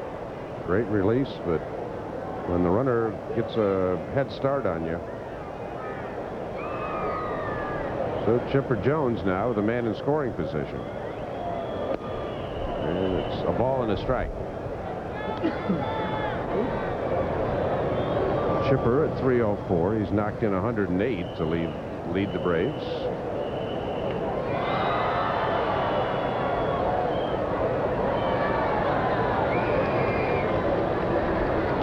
And it's inside. 2 balls and a strike.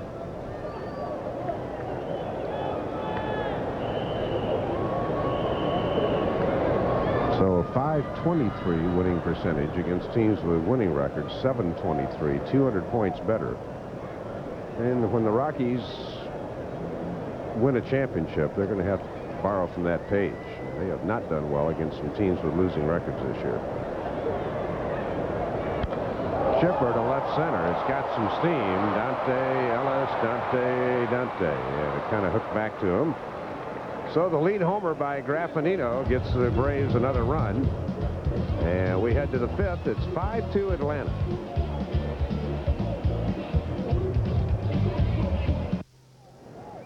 Well, here's our baseball trivia quiz brought to you by the Colorado Lottery Cash 5.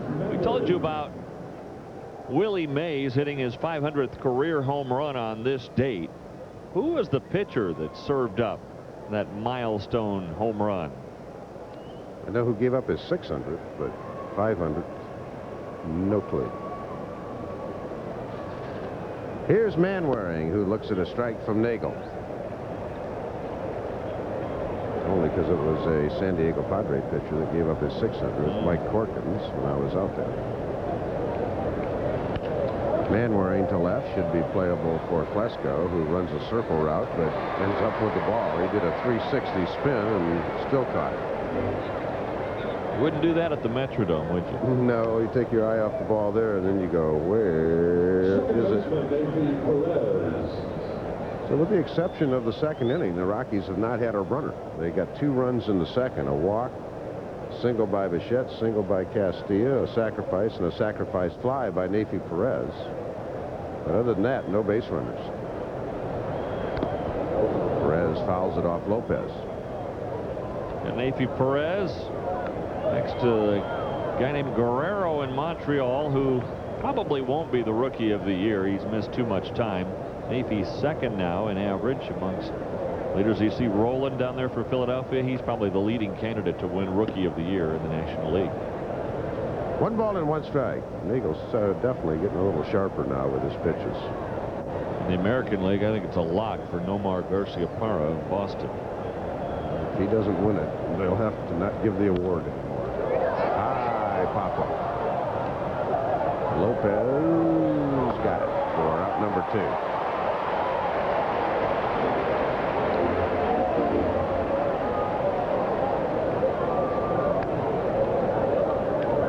Roger Bailey will hit here in the top of the 5th with 2 outs and nobody on.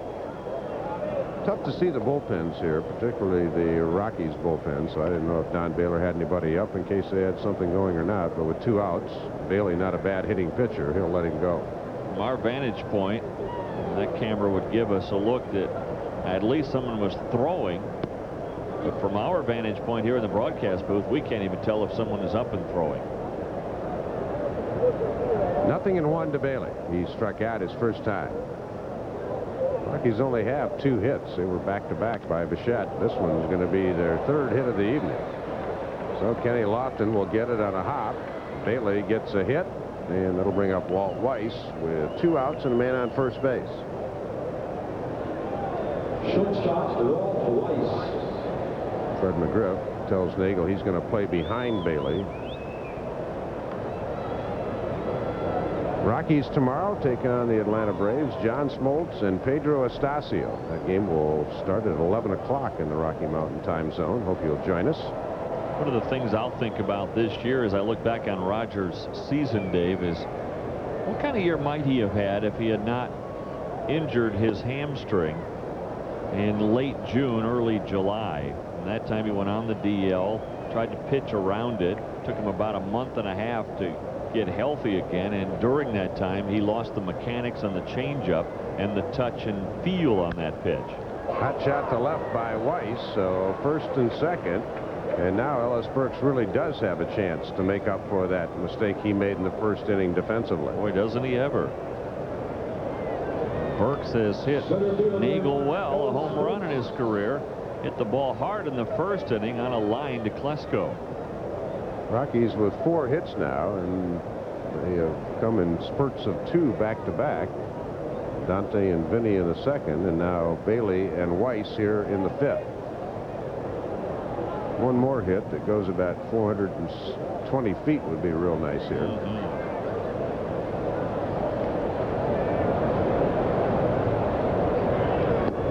1 ball and no strikes. Walker to follow. Rockies have hit 98 home runs on the road this year. Last year they hit 72 away from home. The Rockies overall have hit 216 home runs, just 5 shy of their National League record set last year of 221.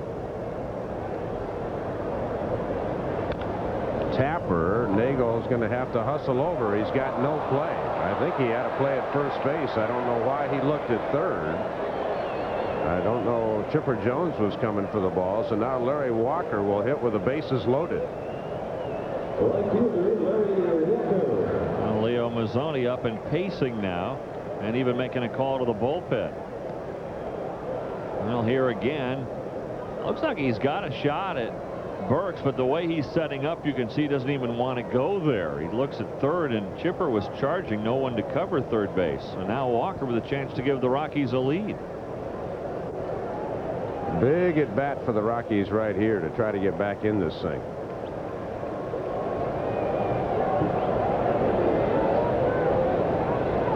Larry 0 for 2 is fly to left and line to first.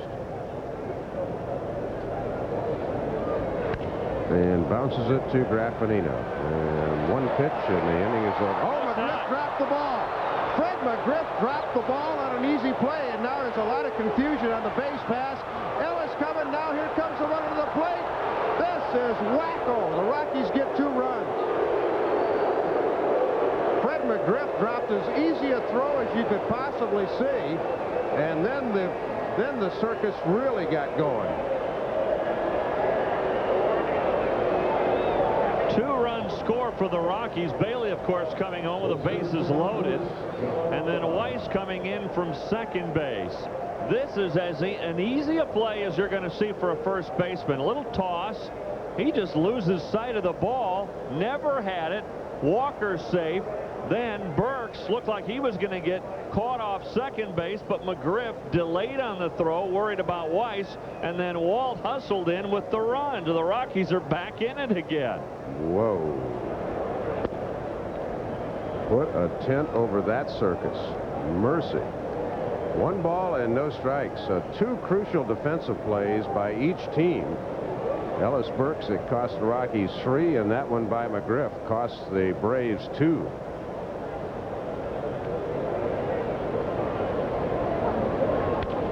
Cat to right center field. Lofton looks like he's going to get there, but Andrew Jones does, and the Rockies get the gift to, but can't do any more after that.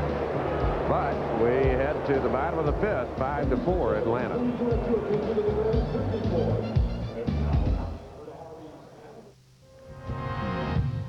Rockies baseball is brought to you by Bank One, the home of Rockies banking. Bank 1-to-1, member FDIC.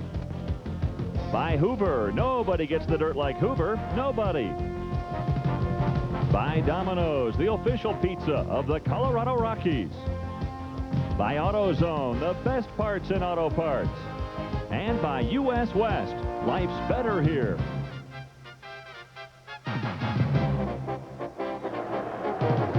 Well, a comedy of errors so far at Turner Field tonight, and Fred McGriff, who'd probably like to go in the dugout and hide, instead ends up leading off the inning. Pretty good lesson why you run everything out, everybody. You just never know in this game. McGriff struck out and has been hit by a pitch. First pitch swinging, high fly ball, kind of out in the Bermuda Triangle. Look out, guys, and it's going to drop again. Oh, my. Don't, just go ahead and burn the videotape on this one, folks. A double for McGriff. Roger Bailey's probably got to wonder what is going on here. Really, here comes Dante, and for whatever reason, he's the guy tailing off on the play. That's one that Dante's really got to take charge of in left field. He's the guy coming in and can see it. He's the one that's got to come over and say, all right, I've got it. But instead, it was Dante who tailed off on the play, letting Vinny try to make the over-the-shoulder catch, which is a much tougher play. Looks to me like the Braves are trying to give the game to the Rockies, and they don't want it. Here's Klesko.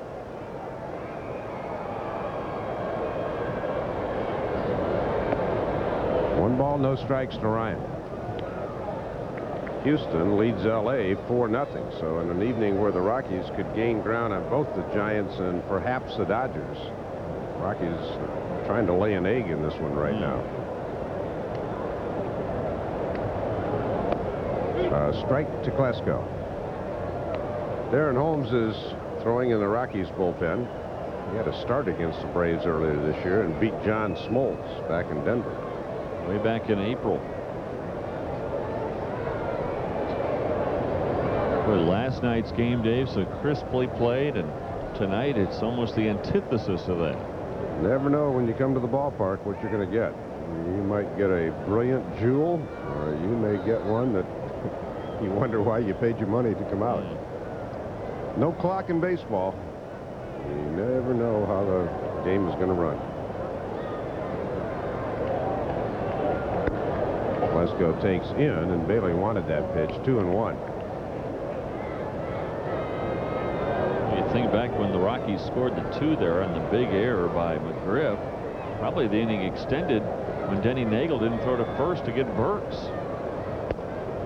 Braves have made 5 or 6 defensive mistakes tonight. Galarraga could not really deliver a big knockout blow on that soft fly to right field to end the inning. Somehow you just have a feeling, though, if the Rockies hang around close long enough, they're going to find a way to win the game. Klesko fouls it out of play. On as many pitches as Nagel has thrown, and you already saw Leo Mazzoni go into the phone to get guys up in the bullpen. The Rockies would love to get into that pen. The real Achilles heel of this Braves team. John Schuerholz has always been able to pull the trigger in August, but other general managers got wise to him. They blocked every move that he tried to make on the waiver wire. Klesko takes in 3-2, especially Dave Dombrowski in Florida and Steve Phillips, a new general manager of the Mets. Every pitcher that came out there, they claimed. The Braves never had a shot to get anybody. I think the lesson Schuerholz learned is next year he's got to make his deals by July 31st. Klesko swings and misses as Bailey got him on the off-speed pitch. That changeup again, fooling Klesko. He's had a rough night at the office. 0 for 3, 2 strikeouts, and he's hit into a double play. There's the answer to our trivia question. The pitcher that gave up Willie Mays' 500th career home run? Well, it was the Astros' Don Nottebart. That particular home run made Mays the 5th member of baseball's exclusive 500 club. Trivia question and answer brought to you by the Colorado Lottery Cash 5. Win $20,000 in a heartbeat. Here's Javi Lopez. He reached on the air by Burks, dropping the fly ball in the first and walked. Javi's had some pretty good swings at Bailey tonight.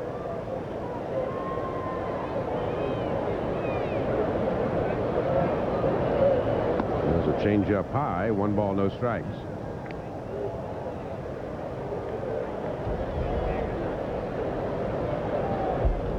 Without trying to go into too much detail on what's wrong with Bailey's changeup, Frank Funk just said, release point, he's pushing the ball sometimes. There's a good pitch, 1-1. Just totally inconsistent. He has thrown some brilliant changeups tonight, but when Roger was really on his game early in the season, he'd throw that changeup where he wanted to, about 6 out of 7 pitches.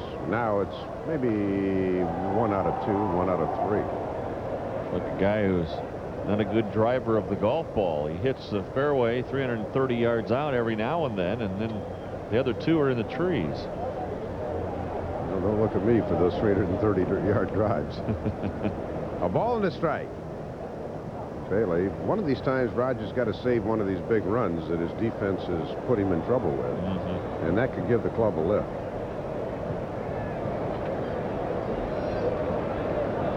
Lopez to center field, got some distance, but Ellis Burks looks like he has it in range, and he has it in his glove. McGriff will tag and go to third.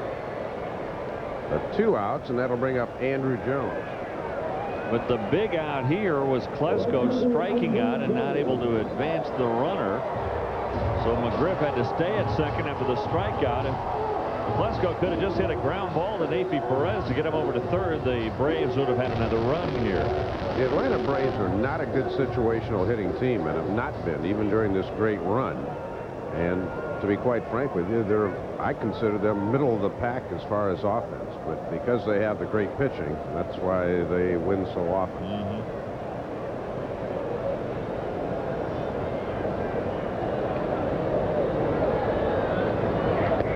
Pitch to Andrew Jones. I mean, you got guys like McGriff hitting 273, Klesko 255, you know, low 20s in home runs. I mean, you compare that to the Rockies, there's no comparison offensively.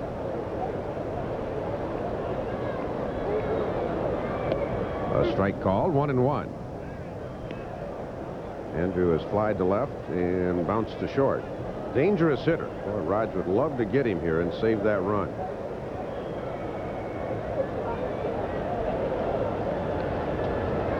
Whoa. There's that change. It got away from him again. He pushed it.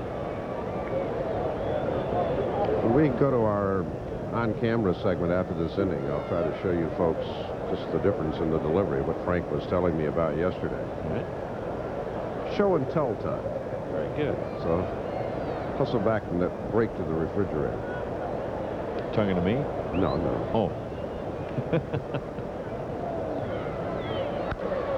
Line drive. drive left field. Dante going back, and boy, there's a redeemer. 2 bad plays and 1 great one. So Dante Bichette, knowing he was going to lead off next inning, makes a brilliant catch.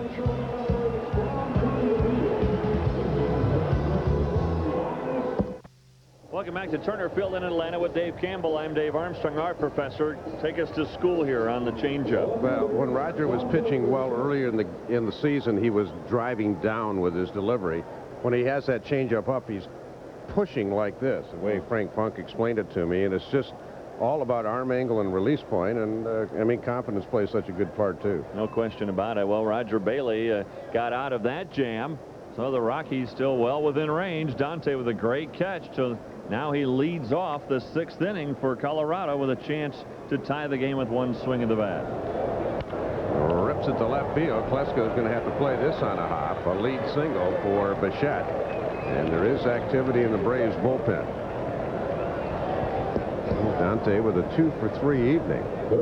With the Rockies last night, Dave, got a win they probably were not expecting, with Maddox just absolutely terrific. And then Wohlers comes in and coughs it up as you see Brad Klontz, the sidearmer, warming up for Atlanta.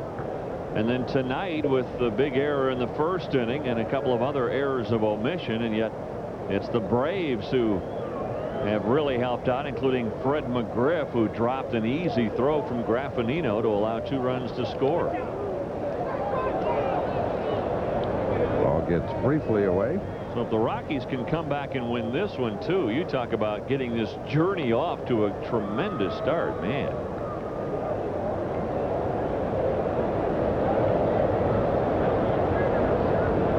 One ball, no strikes to Vinny Castilla. Former Brave looking for home run number 40 that would give him back-to-back seasons. Dodgers get a run in the 2nd. It's 4-1 Houston in the 2nd inning. In the Central Division, the Cubs lead the Pirates 4-1 in the 7th. Vinny stays off 2-0. See if he gets a pitch to hit here.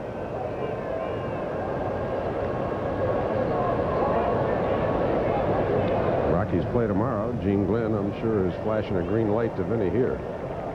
Power hitters love the 2-0 count.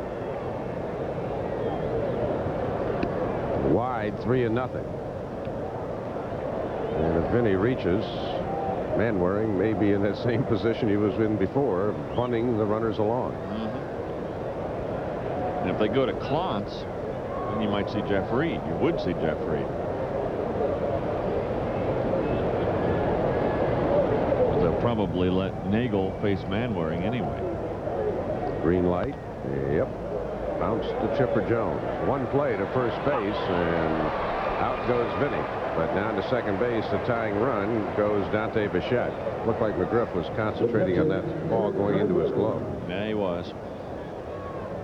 I mean, the throw from Graffinino wasn't even low. It was waist high right into his body. When I looked at that play on the replay, it looked like maybe McGriff hadn't found the bag with his foot, so it looked like he was trying to look down and catch the ball and look down with his foot to step on the base, and just looked down too soon and just missed an easy one. Well, Vinny 1 for 3 tonight. Manwaring followed by Perez. Look out, Dante. Blauser was ducking in behind. Dante looked like he had aspirations of stealing third. Had the Braves had better timing on that play, they would have hung Dante out to dry.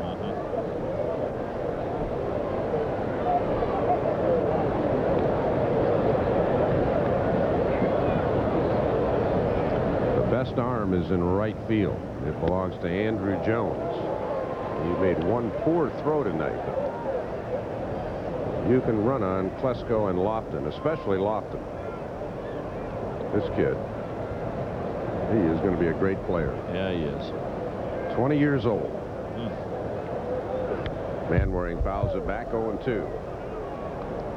Got some holes in the swing. Not as disciplined at the plate as he will become. But he can run. Great fielder. Great arm. Unbelievable power. And just 20. 5-tool guy. You fantasy leaguers, keep that name in mind over your next few years. Get him early and don't give him up.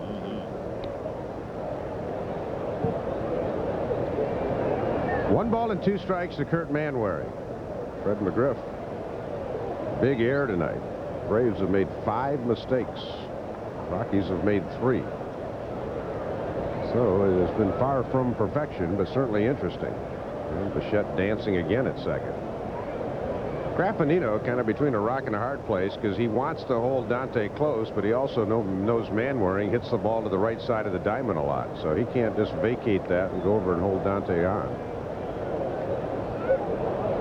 He ducks in anyway. If he had a pull hitter up there, it wouldn't be a problem for the second baseman. He could even move in closer. Kansas City has taken a 3-1 lead over Anaheim in the 13th inning. For the Angels, 5.5 back going into tonight. Manwaring down on strikes. So to leave it up to Neifi Perez to see if he can get this run in. Let's get you caught up with the front office news before we look at Neifi Perez trying to get the game tied. Brought to you by Office Depot. Major League owners are coming here to Atlanta next week. They will discuss realignment. They're going to go over several different proposals. And Fernando Tatis finally met up with his dad yesterday. He had not seen him since he was just a kid in the Dominican Republic. Down the left field side, Klesko, a long run past him. We're tied, and let's see how far Neifi can go. He's heading to third, and that's going to be it. He'll have to pull in. So Klesko gave it a shot, but he couldn't come up with it. It'll go as a triple. Neifi's 8th of the year. He leads the Rockies in 3 base hits, and we're tied at 5. So Dante Bichette with the lead single. He scores. Neifi Perez just reaches out and pokes this one down the line and left. Look at that with one hand on the bat. Klesko comes over and makes the diving attempt just past his outstretched glove and then all the way back to the wall. And before he could catch up to it, Neifi Perez was standing at third with a triple. Harvey Pulliam will hit for Roger Bailey and try to get the Rockies a lead here. Here's the pitch from Denny, and it's a ball outside. One of the things you really want to have defensively in your outfield is speed. And the Braves don't have it in left, and the Rockies don't either with Dante. And it's hurt tonight. Both teams. Pulliam, a swing and a miss, 1-1. Now Rogers off the hook. He gave up only 2 earned runs tonight, 3 unearned runs. Dante certainly redeemed himself, though, with that brilliant catch off the bat of Andrew Jones in the 5th inning to keep the game a 1-run game at the time. If the Rockies can take the lead here, then Roger would be on track for the win if the Rockies hold the lead the rest of the way.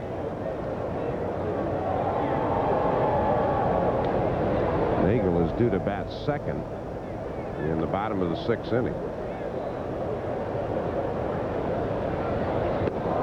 On the corner, says Angel Hernandez, and Harvey does a double take.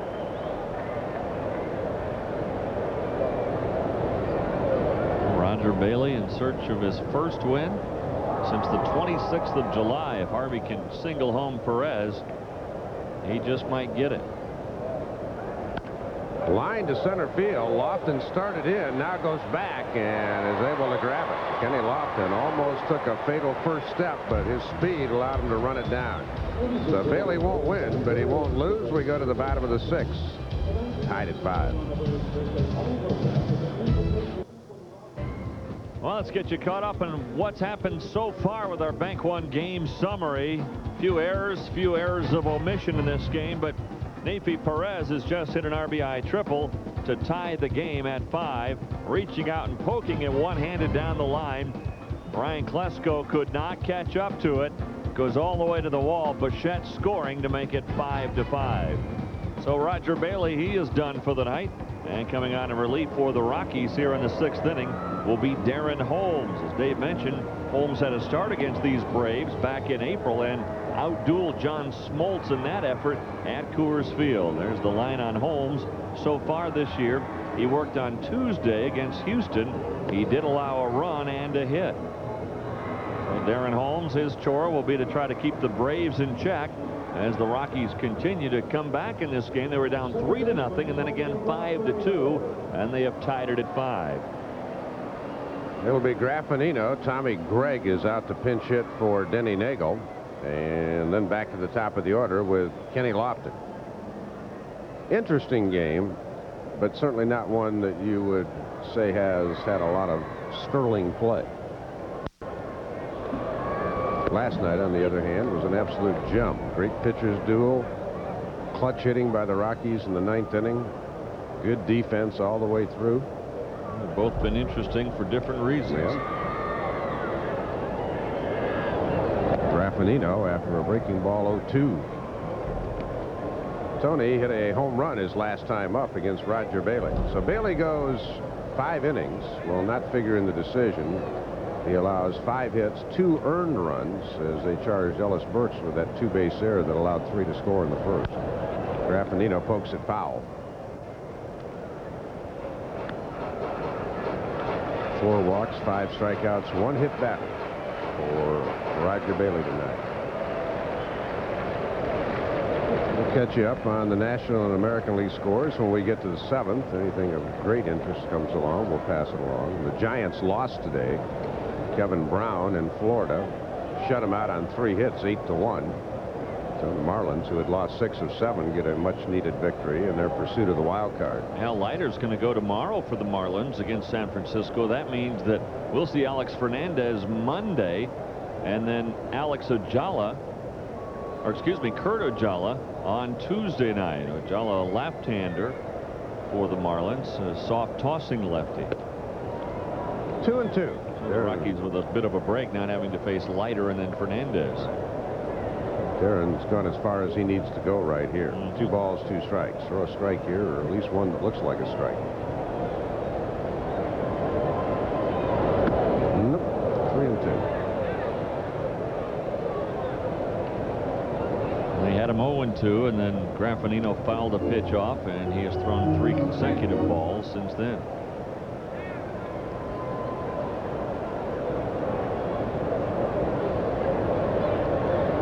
Count to Tony Graffinino leading off here in the bottom of the 6th inning of a 5-5 tie.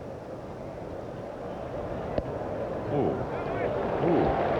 Well, that's not good. Not when you get a guy 0-2 who's got no clue against you, and then you can't find the plate. Ladies and gentlemen, for the Braves, now batting. Tommy Gregg, his wife, sang the national anthem before the game tonight. Did a great job, too. She's terrific. She used to work in the Braves marketing department when he met her. I think she still does some work around here, but he's spent most of the last 2 or 3 years in the minor leagues.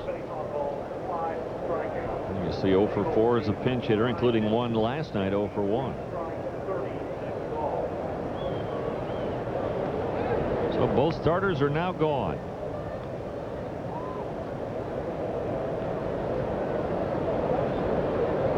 Going to be a battle of the bullpens for the final 4 innings.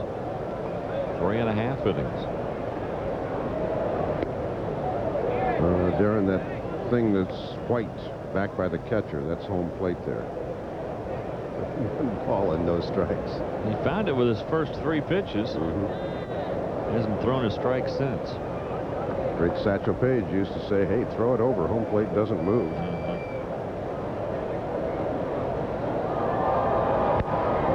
Good swing, and he fouled it back 1-1. I still remember what Brave slugger Hank Aaron said at a lunch at Coors Field earlier this year when asked who was the toughest pitcher to face. He said guys that threw strikes.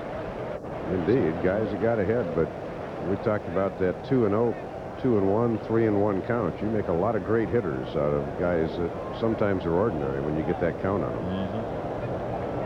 Another snap throw back to first. Graffinino has stolen 6 out of 9 this year. Dances back in.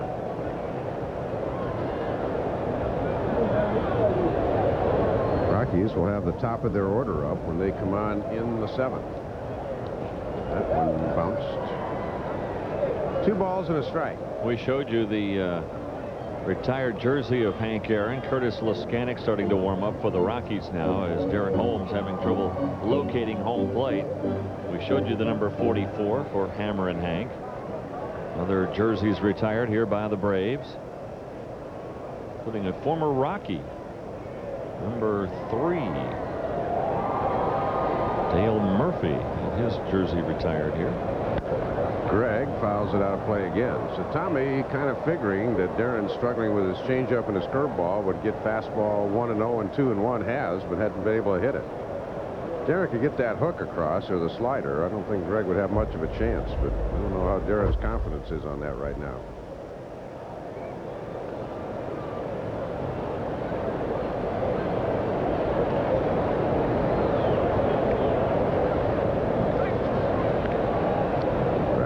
Dives back in. Other numbers retired by the Braves. Number 21, Warren Spahn. 35, Phil Niekro went into the Hall of Fame this past summer. And number 41, Eddie Matthews, also 42. But everybody has retired the number 42 this year. Greg pops it up, and it's playable. Galarraga says he's going to take charge. Much easier play for him than Manwaring, and that's the first out in the inning. This copyrighted telecast is presented solely for the entertainment of our viewing audience. Any retransmission or rebroadcast of the pictures, descriptions, or accounts of this game without the express written consent of the Colorado Rockies Baseball Club is strictly prohibited.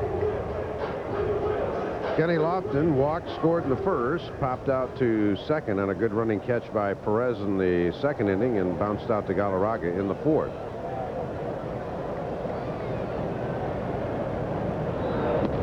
Taking all the way, 1 ball, no strikes. Pirates trying to stay alive in the National League Central. They trailed the Cubs tonight 4-1 in the 7th, while the Astros are beating the Dodgers 4-1 in the 3rd. Darrell Kyle against Tom Candiotti. Runner goes, pitch taken. Manwaring's got a shot. Good night. Manwaring gave him a great throw to Walt Weiss, and Graffinino is cut down trying to steal. Well, Manwaring has really thrown the ball well 3 times tonight. The first 2 times he had no shot, but this one he gets a good pitch to handle, a high fastball outside, which is almost like a pitch out, and Graffinino nailed easily at second base on a great throw from Manwaring. Saw Tony looking back to see if Lofton hit it, but it was outside the zone. So now it's 3-0 on Lofton.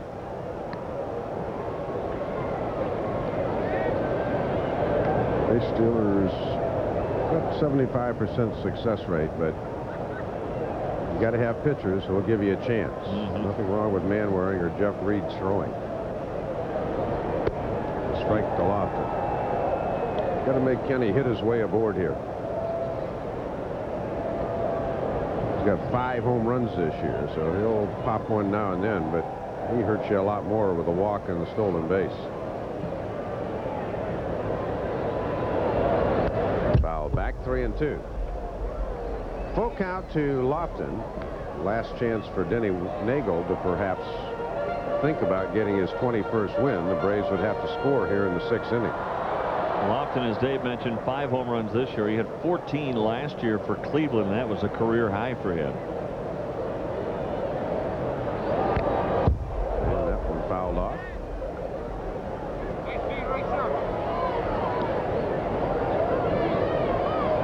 Darren has not had an awful lot of work lately, and that could be why there's a little rust on that breaking ball.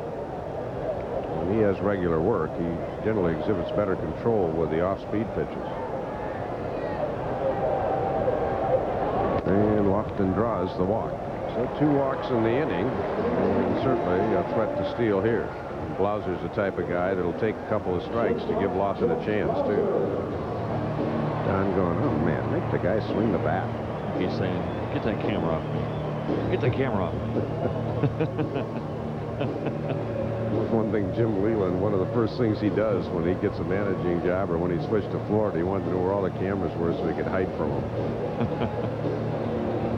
Not so much the sign stealing, but he just doesn't like to see his reactions.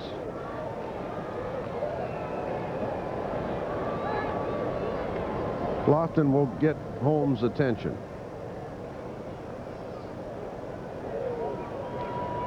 You see, Blauser's had a great day. 2 runs scored. Bloop single in the 3rd that started a little rally. Lofton digging in. And they almost had Lofton leaning. Well, do you pitch out? I think you probably take a shot at it anyway. I mean, Lofton definitely looked like he was going to go, but Kenny's on his own. It's not as though Bobby Cox is probably giving him a sign now. So if Holmes tries to slide step to get it to Manwaring quickly, then Lofton might not go.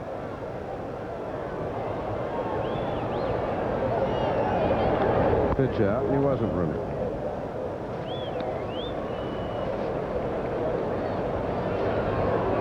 Talked to Blauser before the game tonight. I said, how you feeling? Fairly strong as you get down the stretch? He said, about normal for mid-September. He said, if it would ever cool off down here, get a little more strength back in the legs.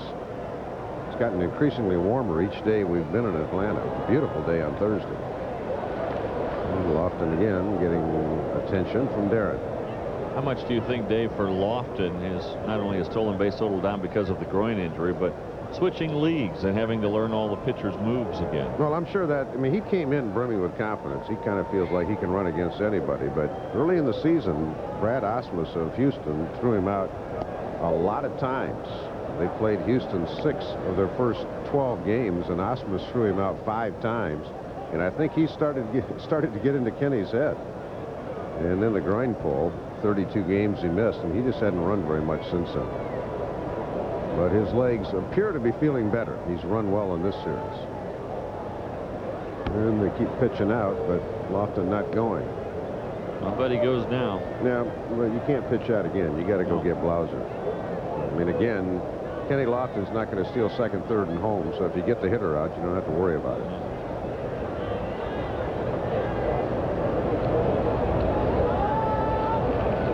There he goes. Blauser up the middle. Nafee can't get it. You better hurry. Lofton may try to score. And they get the ball back in. So Nafee was on the cover, but Blauser hits his second parachute shot of the night. And Lofton was streaking, and Ellis was coming, and they finally were able to get the ball back in. Well, with Lofton going, this one just dumped over the infield. Nafee was going to cover the bag and then tried to go back and get it. And then Lofton racing around second, heading for third. He had thoughts of trying to score all the way from first on that play. You know, Manwaring's great throw to cut down Graffinino looked like it was going to allow the Rockies to escape the inning, but now they're getting in some serious trouble. Top clutch hitter of the Braves is on, Chipper Jones.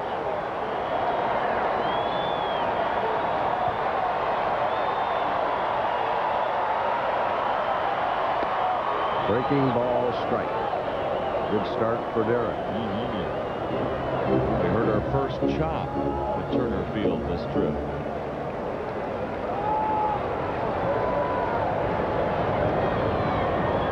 Sometimes you think we'll hear that through the playoffs. A few. Not quite as bad as it used to be. I mean, Braves fans are so used to winning that they won't quite do it as much as they used to. Chipper, bouncer to Galarraga. He's going to underhand to Darren. Bobbles got it and gets the out. Oh, boy. Mercy. Walt Weiss to lead off. Rockies will try to get the lead as we go to the 7th. Even Steven as we go to the 7th. Hasn't been pretty, but it's certainly interesting. Pick up a free Rockies commemorative poster where you buy original Coors. The poster is the third in the series, available for a limited time. No purchase necessary. You must be 21 years of age. Well, we head on into inning number 7. Mike Cather, who came in last night, will come back again this evening, and he will face the top of the order. And we go to Dave Armstrong for the play-by-play. Thank you very much, Mr. Campbell. Walt Weiss will face Cather first, and then Burks and Walker. So Cather working for the second consecutive day against the Rockies. They had a good look at him last night in the 9th inning. Galarraga greeted Cather with that double off the scoreboard in right field that scored 2 runs. After that, Cather settled down. He hit Vinny Castilla and then got the rest of the Rockies with no further damage. Walt Weiss the first one to face him. He'll be followed by Burks and then Larry Walker. Weiss singled and scored in the 5th inning. The Rockies got 2 unearned runs in that 5th, and it all came with 2 outs. That's a big part of this ball game. That and the fly ball off the bat of Javi Lopez back in the 1st inning with the bases loaded. Ellis Burks went back on the warning track, and it hit off the tip of his glove, then his head, and he lost the ball, and 3 runs scored. So there have been 5 unearned runs in this game overall. 2 for the Rockies, 3 for the Braves, and we're tied at 5. Walt will probably be taking here. He is, and it's 2-1.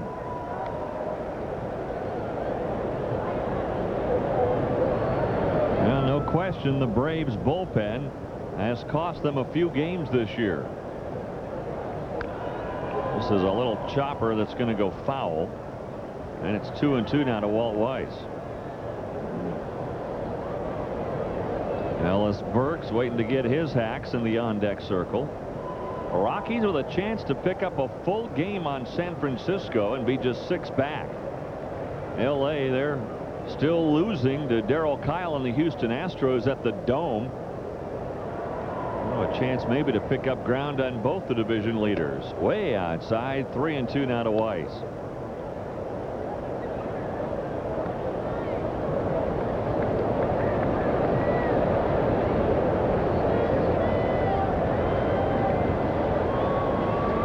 Trying to get aboard, and he will. A lead walk here in the 7th inning. This is looking like last night's 9th inning.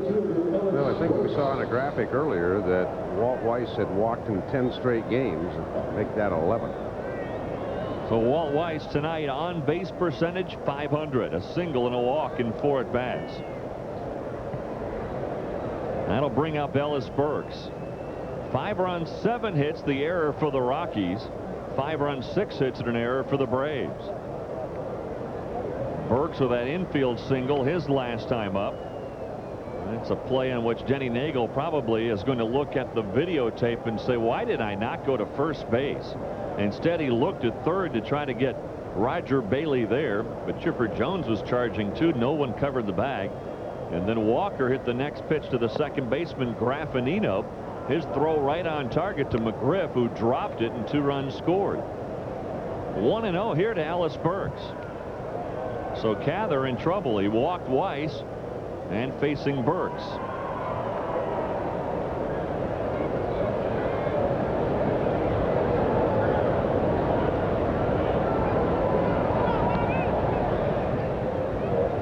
Kansas City held on to beat Anaheim in 13, 3-1. That's another tough loss for the Anaheim Angels. They have lost 14 out of their last 21 games. Seattle hosting Toronto tonight, Dave, and Randy Johnson getting back into that rotation. There's a high chopper to Blauser. He charges and fires to first, his only play to get Ellis Burks, but Weiss moves into scoring position.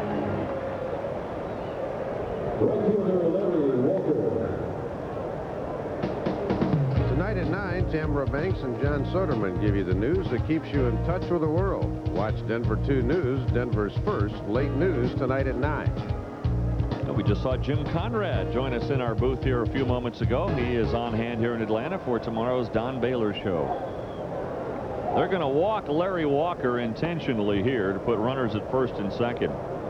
They'll set up a rematch of Cather and Andres Galarraga. The Big Cat got the advantage last night with a 2 RBI double off the right field fence. I tell you, Larry Walker's march towards 400 total bases is starting to slow. He went 1 for 4 his last game at home. It was a homer. He was 1 for 4 with a single last night. 0 for 3 tonight, and he will not get a chance to swing the bat here. And walks don't count on those total bases. And neither do errors. He was safe on the error his last time up. That does not go into the total base count. So Larry Walker aboard at first. Weiss on at second. 1 out in the 7th inning. And the Rockies trying to break this jam of 5. Galarraga 0 for 2 tonight. Twice he has flied to Andrew Jones in right field. He also walked to lead off the 2nd inning and scored. And the Rockies trying to make it 3 in a row, their 2nd straight here at the TED.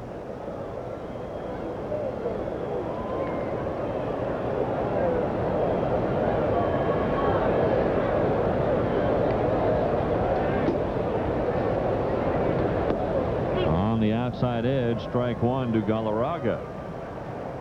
Well, you see the cat comes through in the late innings, especially lately, and that's why he leads the National League in runs batted in, or one of the reasons.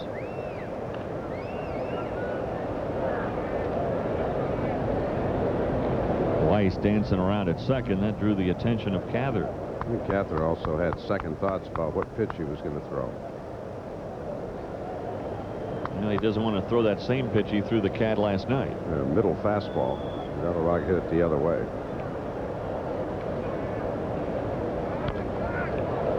Chops this one in the dirt at the plate, and it's 2 strikes now on Galarraga. Well, the Rockies fighting back. 3 games over 500 now. This is a team that really could have checked it in about 3 weeks ago and just decided not to.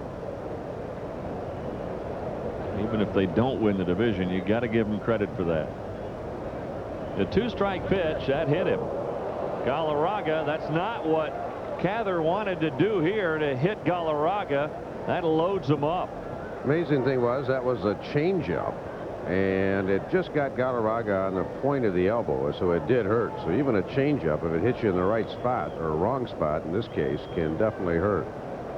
Just got the elbow, he brought it back into it, and hit him right on the bone in the left elbow.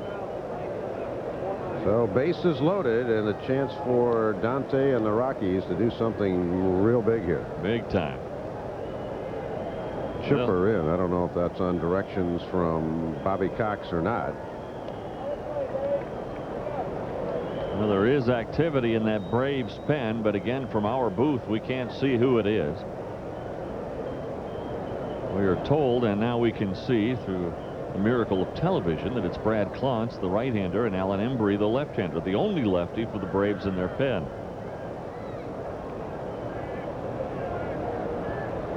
A chopper off the plate. Chipper Jones skies to get it. Throw to first. Safe, Dante. He beats out an infield single. A run scores. The Rockies take the lead. Well, the Rockies have got 2 fortunate bounces in the inning. The high chopper by Ellis Burks prevented the Braves from turning a double play earlier. And that high chopper down off home plate, Chipper had to wait for it to come down, and he double clutched, and that allowed Dante to get the infield single. The run was going to score anyway. So now Vinny Castilla still just 1 out of the bases loaded.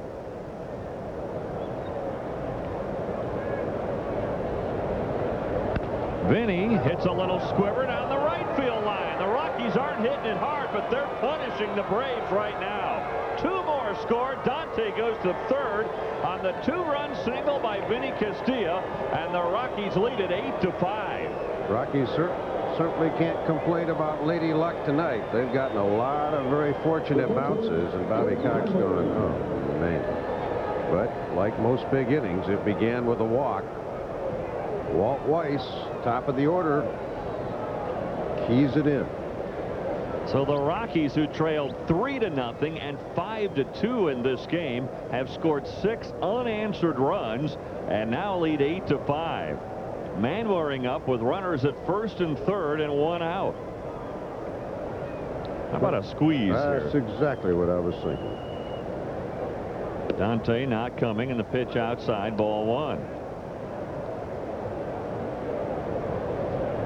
Could even do a safety squeeze. It wouldn't have to be a suicide squeeze. Yeah, I think you got to go suicide. Let's go for it, huh? Yep. Dante again not coming, and the pitch again taken low and away. 2-0, not a Manwaring. Well, if ever you're going to do it, this is the time, because you know the Braves will not pitch out unless they're reading signs.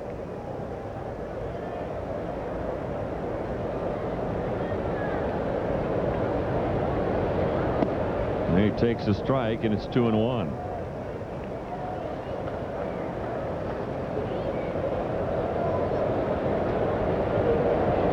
Signs in from Don Baylor. We don't know what the signs are and don't want to know.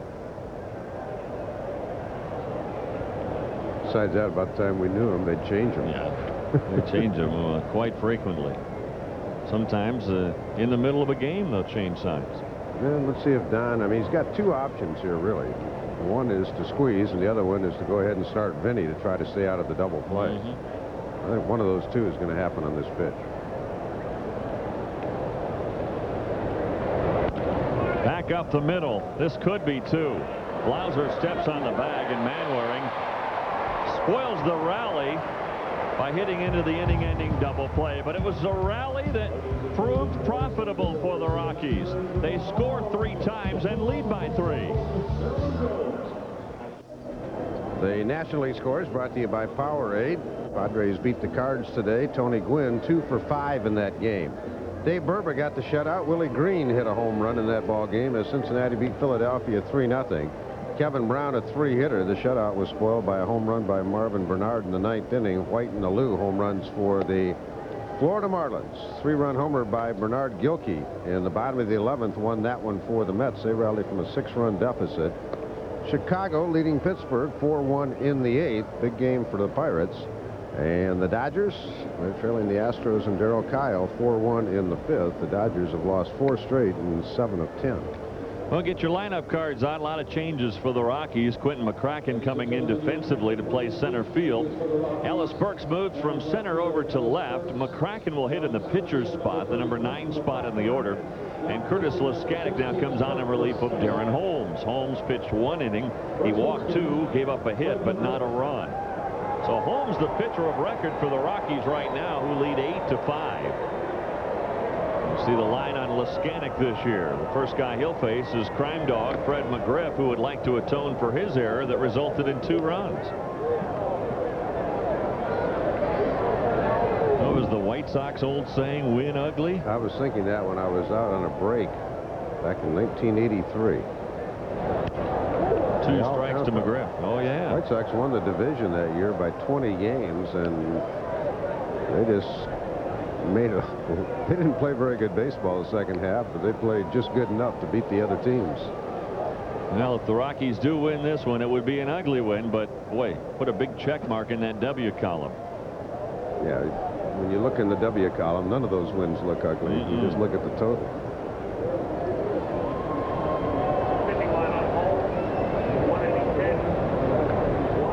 McGriff doubled his last time, but that was a bloop double. This is a bloop single in front of McCracken. I'll tell you what, I have not seen a game in a long while with so many bloop hits on both sides. But the ball was up, and we often say that 90% of the bloop hits are pitches at the waist or above. McGriff with that bloop double his last time, right down the line, and Blauser with a bloop single. The Rockies really can't complain, though. They had a couple of bloop hits in that 3-run rally in the 7th inning. 1 off the plate. The Dante Bichette infield single. Well, here's Klesko. Tough day so far. You can see 2 strikeouts, and the other at bat was a double play. This one could be another double play. Tough hop for Weiss to second for 1. No chance for the relay. The bobble messed up the timing, but they do get the out at second. Well, Walt got caught in between, but he knows with a 3-run lead, you got to get 1 out. Obviously, the Rockies would have loved to turn 2, but timing was totally messed up on it. So that'll bring up Javi Lopez. Sometimes we put together little segments of how you play baseball. This videotape tonight would be how not to. Over 162, you're going to have some brilliant gems. You're going to have just some wonderful action, excitement, and other games. Once in a while, you just get a stinker. But if you can win those, it takes a lot of the bad taste out of your mouth. Absolutely. I mean, think how the Braves will feel after this game when they had a gift of 3 runs in the 1st inning. And then Nagel surrendered a couple of runs right after that. Then the Braves retook the lead 5-2 and looked like they were going to go on. But then the Rockies with a couple of unearned runs. McGriff, that opened up the floodgates for the Rockies. Klesko will not test the arm of Larry Walker. Another ball not hit all that well, but in a perfect spot. He was fisted, but hit it right between Napie and Big Cat. And then you wonder if the Rockies had been able to turn that double play, Nafy would have been over a little bit more. It would have been a tough play still for him, but that one he might have been able to get to rob Lopez of a hit. Braves are an extremely tough team to figure out at times. Last year they were down 3-1 to the Cardinals in the NLCS. They not only won the next 3 games, they won the first 2 games against the Yankees. In those 5 games, they outscored the opposition 47-2. And then they proceeded to lose 4 in a row to the Yankees. They are a tough team to figure. Yeah, they are. Andrew Jones, he's got some pop, but hits this one off the end of his bat. Nafy will wisely go to first base to get the out. The only play he had. The runners move up, but now there are 2 outs. Looks like Greg Myers, a catcher the Braves just picked up recently, is going to come on and hit for Graffinino. Curtis is probably wondering what he has to do here. He's had 2 bloops and 2 ground balls, but he's still in a peck of trouble here. So Myers will hit for Graffinino with runners at second and third and 2 outs. Curtis, if I were talking to him right now, he'd go, dude, what am I doing wrong? Yeah, hey, dude. Hey, dude, what am I doing wrong? Gave up a bloop single to McGriff. Klesko hits one to short that could have been a double play. Lopez, he pokes it into right, and then Jones off the end of his bat to second base. Strike 1 to Myers. Good breaking ball from Curtis to start him off. Most pinch hitters leave the bench looking fastball first pitch, and Curtis dropped a nasty slider on him. As Dave mentioned, the Braves picked up Myers from the Minnesota Twins for a player to be named later. Swing and a miss. 2 strikes now on Myers. Curtis probably getting tired of them hitting his fastball, and he said, well, hit this. Manwaring does a good job of blocking it. For Myers, just his 3rd at bat in a Braves uniform. Rockies leading 8-5, bottom of the 7th inning, 2 on, 2 out for the Braves.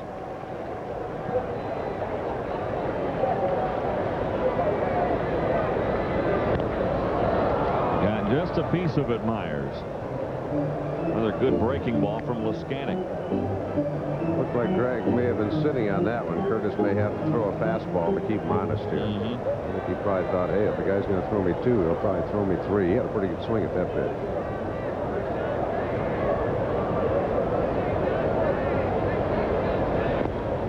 Down too low. Manwaring blocks it with a runner at third.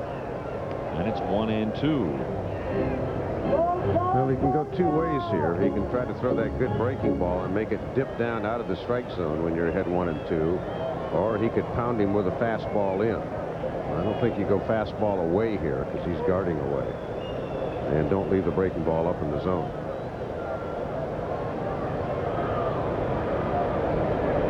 Fastball, or actually breaking ball in. Got him with the big-time curveball. So Leskanic pitches out of the jam in the 7th inning. 7 on the books. The Rockies lead by 3. The American League scores are brought to you by the Colorado Lottery. Baltimore finally got a game in that series after losing the first 2. Messina over Rogers, Palmeiro the home run. The White Sox beat Cleveland 7-6 despite Sandy Alomar's 18th. Soroka beat Hershiser, Karchner's 15th save. Kansas City in 13 beat Anaheim 3-1. It was Olson over DeLucia, and Brian Bevel hit a home run. So did Jermaine Dye. Detroit lost to Oakland. Willie Blair, shooting for his 17th win, lost a tailgater over Blair in that one. Milwaukee and Boston are 1-1 in the 5th. Wakefield and Carl. Minnesota trailing Texas 4-2 in the 4th. And Seattle ahead of Toronto 1-0. Randy Johnson pitching that game. Well, Nafy Perez will lead off against another new pitcher for the Braves. Brad Klontz comes in, the side-arming right-hander, to face Perez. And a big triple to score a run his last time up. Hard hit to Rafael Belliard, who's just into the game. And they hit it right to him. And Belliard makes a nice backhanded stop. So 1 pitch and 1 away. Well, his nickname is Pac-Man. Remember that craze, the video game where the little thing, he just eats balls up. He's one of the brilliant fielders. He can't hit the size of his hat, but he stayed in the big leagues for a long while because of his glove. So Belliard gets Nafy Perez, and now Klontz will turn his attention to Quentin McCracken. You see the line on Clance this year, he's kind of bounced back and forth between Atlanta and Richmond. First went to Richmond on the 12th of July, then recalled by the Braves the end of the month, and then went back to Richmond 5 days later and came bump again when Mike Bilecki was lost with a torn right rotator cuff for the rest of the year. So he is eligible for the playoffs. He came up in late August. Well, I'm sure Mike Cather deserved a little better fate than he had last inning. But again, the game plan against the Braves now, try to get their starters out of there and get to their relievers. McCracken rifles it into left field. Nice play by Klesko to keep it from going into the gap. And that really was a good play by Ryan, because that ball was scooting to the 380 mark. It would have been 2 or 3 for Q, but he headed it off. So the Rockies have hit 2 Ps against Brad Clance. One grabbed by Belliard. This one grabbed on 2 hops by Klesko, but that ball was headed to the fence. Clance really not fooling anybody right now. And now Walt Weiss will get a chance as Klesko, he makes a nice play in left center field. Now, there isn't a team in baseball that doesn't have some problems. Even the very best teams, like the Atlanta Braves, the Baltimore Orioles, the 2 best records in baseball.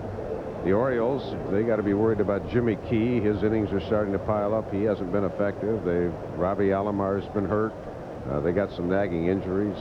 Atlanta, their middle relief is very, very suspect. Yankees starting pitching right now, suspect.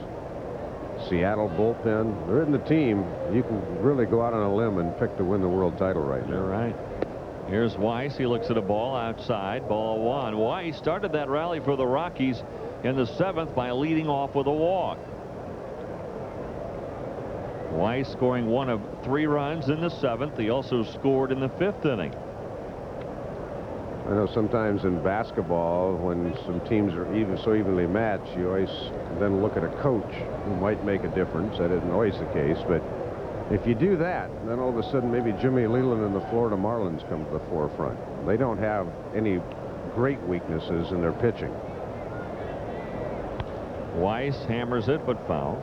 And you never know when a guy like Gary Sheffield, who's had a very subpar year, might just catch fire and put that club on his back and carry it. How come we don't hear more talk? And again, you and I both agree that it should be Larry Walker hands down in the MVP race.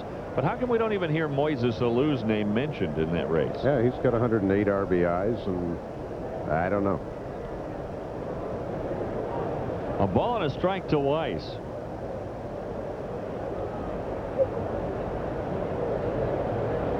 When you talk about the Braves, they really don't have one guy that stands out in any kind of MVP type year. Nagel, maybe Maddox, but nobody offensively really. Well, Chipper's got 108 RBIs. That's not too shabby. Not bad. He's the go-to guy. He's the guy that likes to be up there with the game on the line. Amazing young man. He's still less than 25 years old, but to me, he's the leader of this ball club. You think about the 2 Joneses, Andrew and Chipper, no relation. And the future for the Braves with those 2 youngsters. There goes McCracken, and the pitch is drilled into left center field. Q will go all the way to third. Lofton misplays it. Now they're going to wave McCracken home. He'll score easily on the single by Walt Weiss. He takes second on the error, perhaps, by Lofton. Maybe they won't give him an error, and it could be a double all the way around. But the Rockies have added another and now lead by 4. Well, whereas the Rockies last inning were kind of hitting flares all over the place, they've hit 3 bullets here. And yet another bad play by a defender. McCracken's easily going to make third, but when Lofton can't come up with this one, when he boxes it around, then Gene Glenn keeps him coming. And we don't know if they're going to put an error up or not. It looks like they're just going to call that a double. It looked like Lofton was trying to get a good angle on the ball, and then that kind of cost him a step. So Lofton making a miscue in left center field. We won't call it an error, but anyway, the Rockies get another run and lead 9-5. The Rockies with 11 hits against the Braves tonight. Now Ellis Burks. He hammers it, but foul, and hit straight back by Burks, and it's 1-1 to Ellis. One of the things we haven't talked about here at Turner Field, we talked a little bit about the lights, but the grass is cut extremely short here. It's almost like a putting green, and those balls hit in the outfield, and they just go flying towards the gaps.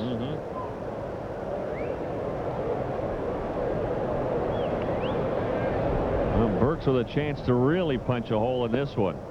Good breaking ball from Klontz, and it's 1-2. And Ellie's going to have to do something to give Larry an at-bat, because if Ellis makes out, they're going to send Walker to first base with an intentional pass again.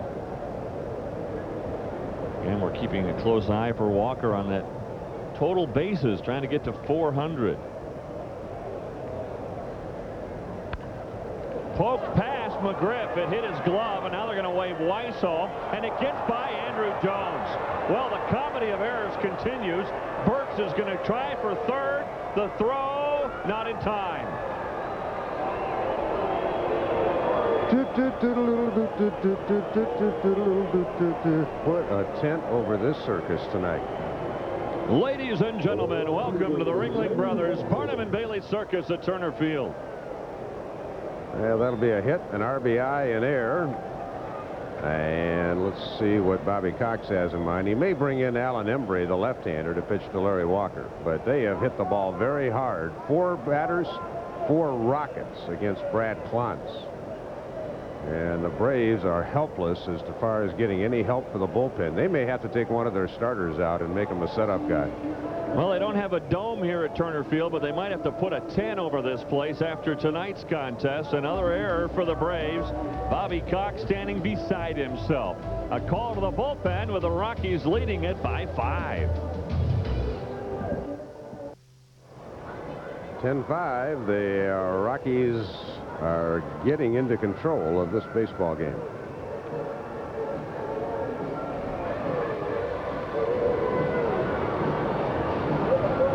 Alan Embry coming out of the bullpen, the only lefty for the Braves to face Larry Walker. Boy, this has been one wild contest. We have seen 3 errors in the game and several more that might have been called errors of omission anyway. Lofton probably could have been charged with an error on a play here on Walt Weiss. They gave Weiss a double instead and an RBI. Burks hit one off the glove of McGriff, and then Andrew Jones charging to try to get Weiss at the plate. Jones ran right by the ball, and that was an error. And of course, McGriff had the big error. He dropped a ball way back in the 5th inning. Well, here's Larry Walker with the infield drawn in, looking for some extra motivation here, and that one fouled off the front foot of Walker. Boy, he was down in a flash. You know, one of the amazing things about the Rockies so far on this trip is we watched Larry smoke this ball down off his foot. He collapses in a heap. Rockies have scored 10 runs tonight and have not hit a home run. But all they've had to do is find Braves fielders. Well, that one right off the toe. He's got that shin guard to protect the ankle and the shin, but not down around the toe, and that one went right off the toe. Well, 1 strike to walk. Burks at third, 1 out. Strike 2. Embry, the 4th pitcher used by the Braves tonight, the 2nd in this inning. Klontz came in the 8th. Really, the only ball hit hard was the one by Burks. Hit real hard, that is. The others were hit pretty well. Into the gap, the Weiss double. It wasn't hit all the way into the gap. McCracken hit the ball pretty hard. I guess, well, now that I think about it, they all hit the ball pretty hard. Even Perez hit the ball hard to Belliard. So forget what I said about them not hitting the ball hard. Klontz was roughed up. You see total bases. Walker still needs 27 more. Well, Larry's been streaky. He's had a few of these. He's had a couple of 0 for 15s in the 2nd half, but when he comes out, he usually comes out with a bang.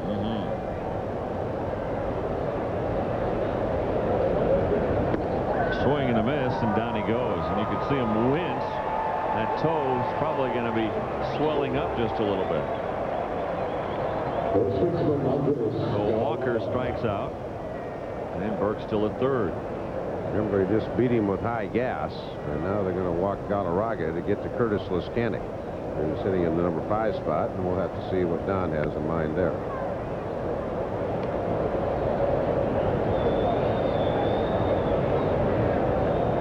So Galarraga will be given the free pass. That'll put runners at the corners with 2 outs. Rockies with 3 in the 7th, 2 more here in the 8th inning to take control of this game, 10-5. I think Don liked the way Curtis was throwing the ball last inning, and with a 5-run lead, I don't know. He's leaning back, and we're going to have to see. No, he's going to put a pinch hitter in. So Jason Bates will come on to hit for Curtis Lescanic, and we'll have to see who the next Rockies pitcher might be. Galarraga trotting down to first base with the free pass, and now Bates will hit against Embry.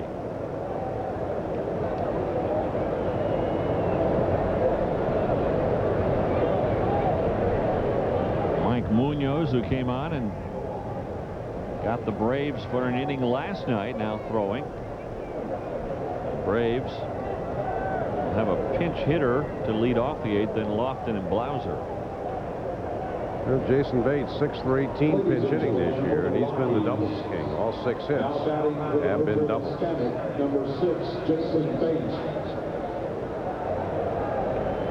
Well, a double here might score 2 more. Burks at third, the Cat at first. Hit hard. Chipper goes back, plays a tough hop, and throws out Jason Bates. That'll do it for the Rockies, but they get 2 more on 3 hits. They strand 2, but as we go to the bottom of the 8th inning, the Rockies have taken control, 10-5. Rockies need 6 more outs. They have a 5-run lead as we head to the bottom of the 8th. Pick up a free Rockies commemorative poster where you buy Coors Light. The poster is the 3rd in the series and is available for a limited time. No purchase necessary. Must be 21 years of age. Well, we go to the bottom of the 8th inning. Mike Munoz now on in relief. The 4th pitcher used by the Rockies tonight. Holmes came in to pitch the 6th inning. No damage. Lescanic very effective in the 7th, even though he gave up a couple of bloop singles. And now Munoz here in the 8th inning. Bullpen has been doing a great job. There's John Thompson last night. They had Munoz and DePoto. They took over. And then before that, and most recently, they have been keeping the ball in the yard. They're not giving up a lot of runs. In fact, 1 home run in their last 20 games. Since August 5th, the bullpen is 12-1 with 12 saves.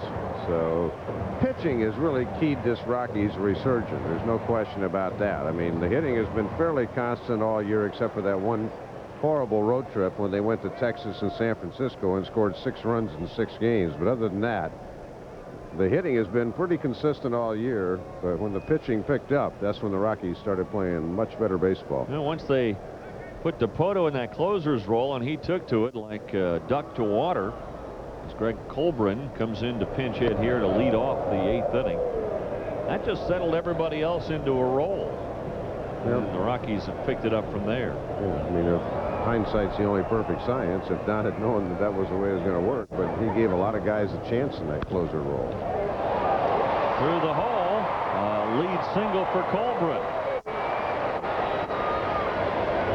Greg Colbrin, a nice addition to this Braves club. He gives them a good right-handed bat off the bench. He was with Minnesota earlier this year.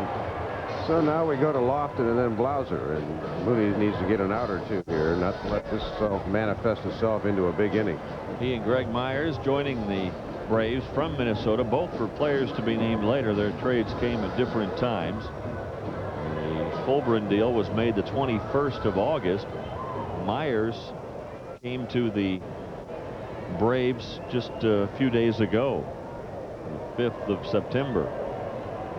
So here is Lofton with Colbrin on at first. High and tight for Munoz. Lofton 2 walks tonight, 0 for 2 officially. Got to be careful of a bunt here by Lofton. He is an excellent bunter. Another one in. Lofton dancing out of the way. It wasn't that far in. So 2 balls, no strikes to Lofton. Houston continuing to lead L.A. 4-1. That game in the 7th inning at the Dome. Spanked up the middle. Weiss has got it to Neefe for 1. The relay in time. Wow, what a double play by Weiss and Perez. Well, on a night when there was a whole lot of ugly on defense, the Rockies turned their second double play on a great play by Walt Weiss. Lofton spanks this ball up the middle, and that's a huge play. I mean, you don't want to let the Braves entertain any thoughts of coming back, and if you get first and second with nobody out, all of a sudden the crowd starts getting into it. So Weiss with a terrific play up the middle. Nafee turns it at second, and now there are two gone and nobody on. Well, that's why they call it the rally killer. Now the first pitch to Blauser too high. Ball one. Blauser's had a near perfect night. 3 singles and a walk. And the Rockies have more activity in their bullpen. Dejan throwing along with Nate Minchie.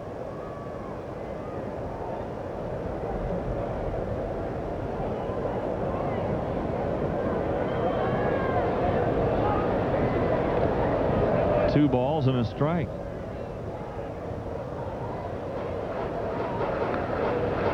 Well, I think Minchie is just throwing to get some work in. He was probably a long man tonight. He's not the type of guy that would probably pitch in this situation, but once you're a long man and they don't use you early in the game, then you sometimes, when you can get a break, get some throwing in. Down too low now. 3-1 to Blauser. We have time to see how far Jeff can hit one. No walks allowed here with a 5-run lead. Throw him a fastball, and if he hits it out, tip your cap to him. And he walked him. So Blauser goes to first base with 2 outs. Well, if all the scores hold up, the Rockies pull to within 6 of San Francisco and to within 5 of LA after tonight. Tom Baylor's club starting this road trip against Bobby Cox, perhaps with 2 straight wins. Last night, a dramatic win, trailing 1-0, and then coming up with 3 runs in the 9th inning. Tonight, almost as dramatic but different. The Rockies trailed 3-0 and 5-2, and now lead 10-5. And who's hitting for the Braves? Chipper Jones. You just have to make my day. Sorry. Some fans are probably going, what do you guys do? Well, Skip Carey, the broadcaster for the Braves, who works on the national network, that's the way he talks. Sort of. Hey, it's not that bad. Chipper needs a new bat. My black bat. The Braves win. The Braves win. Well, maybe not tonight, though. I'm gonna talk to Skip and Pete and ask them how they described this one tonight. Oh. I will tell you one of my favorite lines after this. All fans, start planning now for your spring vacation next year. Join us in Tucson, Arizona for spring training with the Rockies. 1-800-8-WARM-UP for information on special travel packages, including airfare, hotel, great game tickets, exclusive invitations to a barbecue with players or managers. And a special game of golf with Dave Armstrong, who will give you 10 shots aside. Now, wait a minute. Jones hits it into the corner. Walker's going to have to play it off the wall. Blauser will be held at third. Well, the Rockies just can't seem to stand prosperity. They get the big double play, and then with a 5-run lead, Mike Munoz walks Blauser, and you heard Chipper saying, I want the black bat. He knew exactly which bat he wanted, and he got a double on the next pitch. Took a high outside fastball and rammed it into the corner. Well, it's been Blauser and Jones tonight offensively. Blauser with 2 walks, 3 hits. Jones with a walk and 2 hits. You were asking how Skip might be describing this game, and it reminds me of one of my all-time favorite lines from a broadcaster when Skip Carey was calling a game for the Atlanta Hawks, and they were just getting drilled by, I can't remember the opponent, I think the Celtics.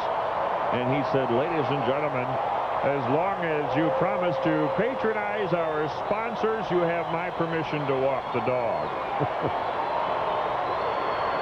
Don Baylor wants to see an out here. Yes, he does. McGriff, the batter. Well, Munoz, I guess the right guy in the right time, because McGriff and Klesko both hit from the left side. Double by Chipper Jones ties the all-time Atlanta Brave record for doubles in a season, 39, set by Terry Pendleton.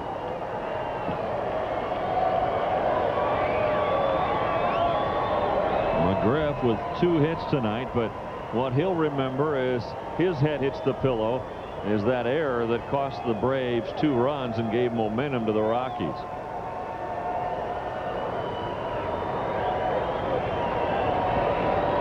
The 1-0 pitch is inside. Munoz battling his control here. Now Bautista moves into the on-deck circle to hit for Klesko. And Frank Font says, "Oh, come on, let's go." We're leading by 5 in the 8th inning. Throw some strikes. And he said something that made Munoz smile. I remember a pitching coach one time went out to the mound, and his instruction later, as I asked him, "What did you say to the pitcher?" He said, "I asked him if he would mind mixing one in the zone every now and then." One of my favorite used to be when Art Fowler was Billy Martin's pitching coach. Art would go trotting out to the mound, and the pitcher would say, "Yeah, what's up?" And he said, "See Billy sitting over there? He doesn't like what you're doing." Well, Munoz trying to get McGriff here with runners at 2nd and 3rd and 2 outs in the 8th inning, and the Rockies leading by 5. High pop fly that's going to twist foul and into the seats. Then it's 2-1. Again, a visit from Funk. Next pitch over for a strike. Didn't even drop the bag of chips. Not a bad play. Saw the best play of the year right in this ballpark here. Left hand? Yep. Again, high and tight. McGriff dancing out of the way of that one. Well, if McGriff walks, they'll announce Bautista, but I don't think Munoz will face him. He could always go back to a left-handed batter, though. Bobby Cox, he would have the last say. He's got Michael Tucker over there.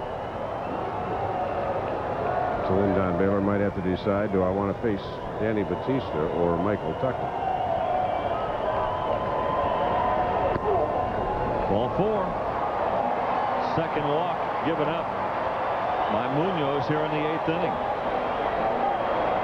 2 hits, 2 walks. And Bautista is announced into the game, and Don Baylor will go get Mike Munoz.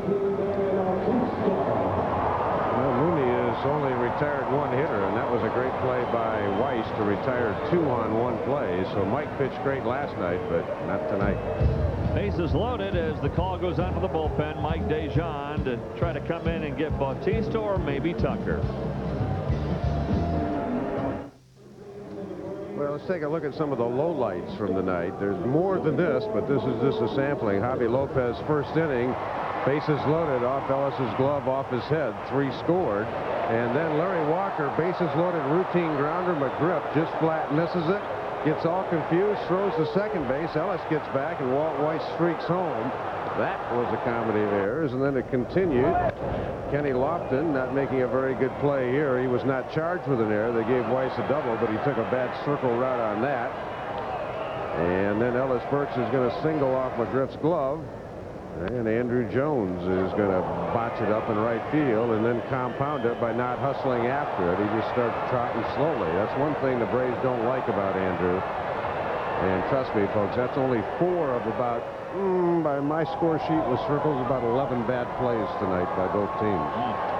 Well, Mike Dejan trying to put out this 8th inning rally of the Braves. They have the bases loaded. Michael Tucker is the batter. A swing and a miss, strike 1.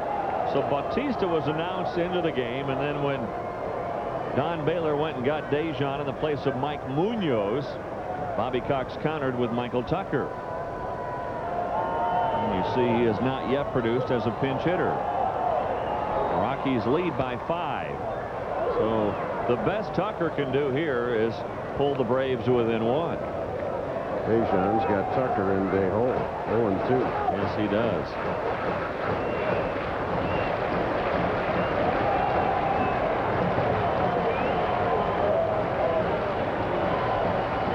The 0-2 pitch. Got him. 3 pitches from Dejan. All 3 were beauties. So he strikes out Tucker and leaves the bases jammed for the Braves. The Rockies applauding a 5-run cushion going to the 9th.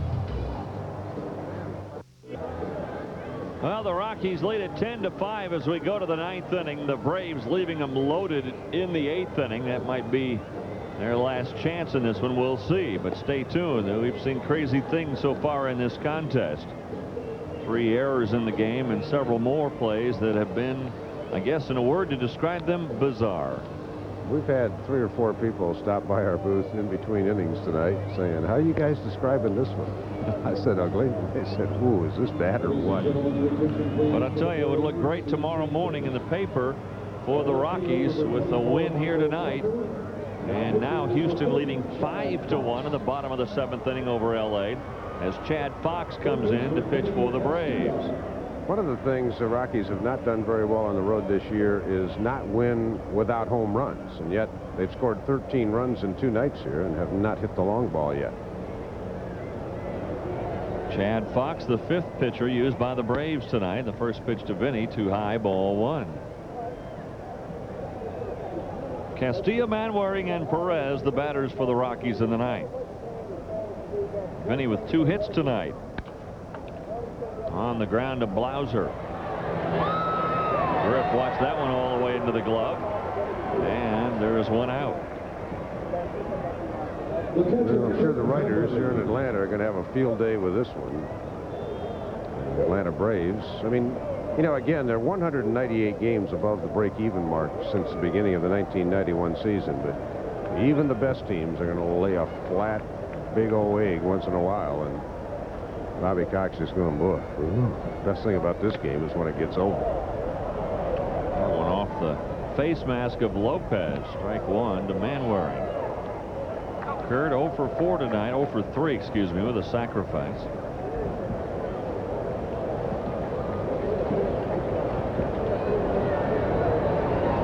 The Rockies in this one, 8 unanswered runs to take a 10-5 lead. Player of the game? Let's see.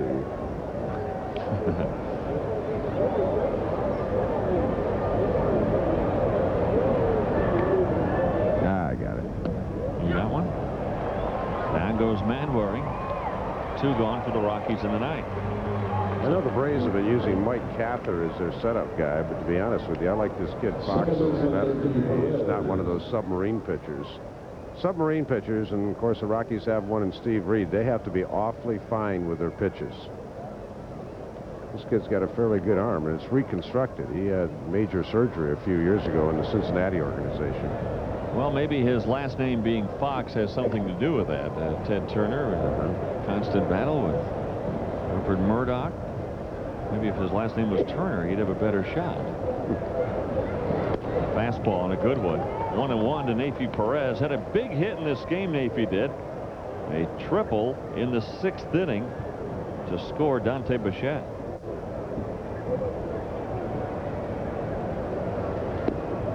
Good breaking ball from Fox, and it's 1-2. Fox gets Nafy out. He may move to the head of the class as the new setup guy for the Braves. That's a situation in flux.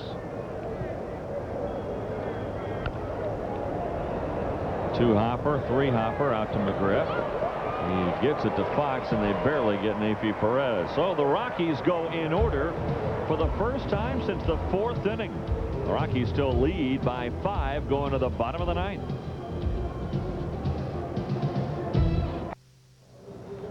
Rockies leading by 5 going to the bottom of the 9th inning. Javi Lopez to lead off, then Andrew Jones. Or excuse me, then Andrew Jones, and then a pinch hitter for the Braves. Yeah, belly yard schedule, but my guess is we'd probably see Randall Simon somewhere in the inning. Simon says. Double play last night, Simon said, to end the game. Here's Lopez. He got this thing off to a flying start, maybe set the tone for the contest, and leads off the 9th inning with extra bases into the corner. Walker's throw to second base is going to make Lopez hustle in. A lead double for Javi Lopez. So his second hit of the night. Now, Don Baylor does not want to get Jerry Dipoto up unless he has to. A couple of more base hits, and he may not have any choice. Larry hustles after this ball well and comes up firing. Isn't it amazing? He just has a sense of where that base is. I mean, he didn't even look. So Dejan can forget all about Lopez at second. His run absolutely meaningless with the Rockies leading by 5. Just concentrate on getting outs. Andrew Jones has made 4 outs tonight, 0 for 4.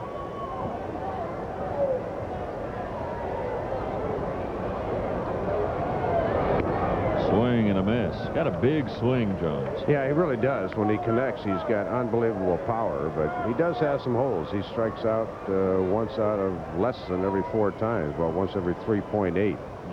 But as he matures, and again, he's just 20 years old, he is going to get better and better. A little blooper, wouldn't you know it, out into center field. Javi Lopez will score. McCracken's throw will go to second.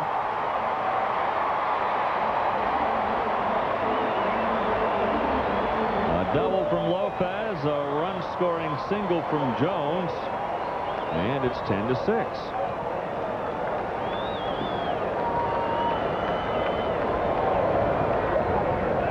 So now it looks like Graffinino coming in to bat for Belliard, and first a visit from Frank Funk. Excuse me, Giovanola coming in to bat for Belliard. Graffinino, of course, exited earlier when Myers came in to pinch hit for him. So Giovanola will come in to pinch hit here for Rafael Belliard.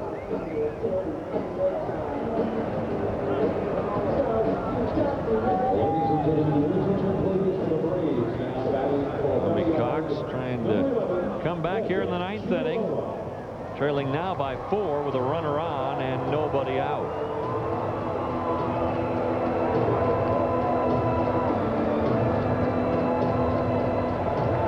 Giovanola, in his last 7 games, just 1 for 6. Recalled from Richmond on the 1st of September when the rosters could expand. Fastball over for a strike. No activity in the Rockies pen as Terry DePoto, as Dave mentioned, the Rockies did not want to get him up, but now feel like they must. And Mark Hutton also throwing. In the dirt, blocked by Manwaring. Jones isn't going anywhere. Yeah, the Rockies do not have an off day coming until a week from Monday. So this is one where if they can have a successful trip, they're going to need DePoto a lot. But in a game where you got a 5-run 9th inning lead, you're kind of hoping you didn't even have to get him up, but he's up.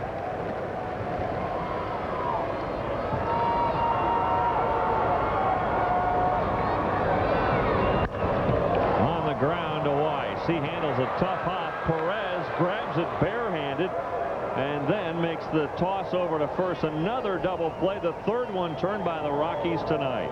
They kind of smile at each other because Walt had a little trouble getting it out of his glove, and then Napie, with those brilliant hands, he uses the bare hand to grab that one and turn the double play. So the Rockies utilize that great defensive weapon they have all year, and that is 184 of them.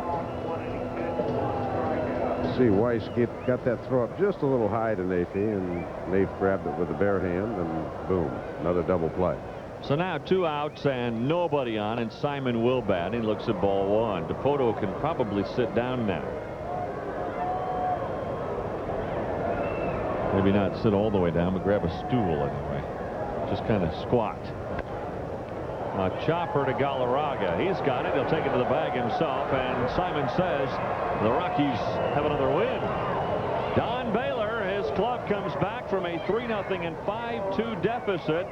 Dejan closing it out, giving us all a few thrills in the 9th inning, but we can all breathe a sigh of relief as the Rockies win their 3rd straight. They won ugly tonight, folks, but it is a win. The Rockies have now won 14 of 16 and have pulled to within 6. Well, the journey continues in Atlanta. The Rockies have just won their 2nd straight from the Braves, winning it tonight. Winning ugly, but winning by the final score of 10-6. Darren Holmes comes on and pitches 1 inning to pick up the win. Mike Dejan the save. And Colorado put it away with a 3-run 7th inning, 2 more in the 8th, and they win it by 4. With Dave Campbell, I'm Dave Armstrong back at Turner Field in Atlanta. Well, I guess we can smile now. It's over, but the Rockies winning ugly, but winning this game. This game was kind of like my hair tonight, all over the place. I mean, it was not a pretty game, but I mean, right now the Rockies are doing what it takes to win. I mean, whatever it takes. It certainly began early badly when Ellis dropped that fly ball in center. And you thought with Denny Nagel leading the National League in wins that, 3 runs was going to be way too many. But Nagel wasn't sharp tonight, and the Atlanta bullpen was horrible. How about your player of the game? On a night like this, what you want to do is find a steadying influence. And that steady influence tonight was Walt Weiss. He was on base 3 times. He scored 3. He was involved in 2 of the 3 double plays the Rockies turned, including this key one from Kenny Lofton in the 8th inning. The Rockies got double plays in the 8th and 9th. And pretty tough to turn it over against Kenny Lofton. He's our Coors player of the game, and he gets a gift certificate from the Shane Company. Well, everybody said when the Rockies came on this trip that it was make or break time. And the Rockies beating Maddox last night, really beating Wohlers more than they beat Maddox. And then tonight, Denny Nagel had won 20 games. They chipped and pecked at him and finally came up with the big runs off the bullpen, and the Rockies win their 2nd straight. Yeah, you savor this one a little bit, but you don't kind of walk around and too proudly. But you savor it, and then you got to go after John Smoltz tomorrow. But right now, this club's on a terrific roll, and they got Pedro Estacio going tomorrow, so they have never swept a series here in Atlanta. I guarantee you that. This will be their first chance. Well, a chance to sweep tomorrow. We'll broadcast it right here on the Rockies Baseball Network. Our broadcast tomorrow will start at 11 o'clock in the morning, Rocky Mountain time. Until then, for Dave Campbell, Dave Armstrong saying so long from Turner Field in Atlanta, where the Rockies have just won their 2nd straight over the Braves, their 3rd straight overall. The final score in this one, the Rockies 10 and the Braves 6.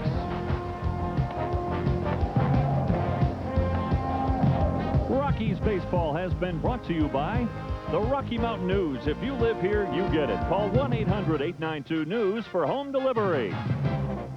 By Powerade. Try the new Powerade flavor, Jagged Ice.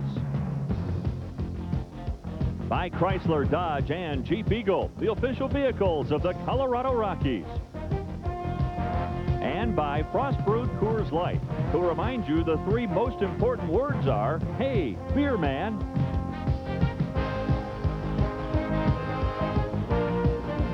Promotional consideration provided by United Airlines. Fly the friendly skies of United.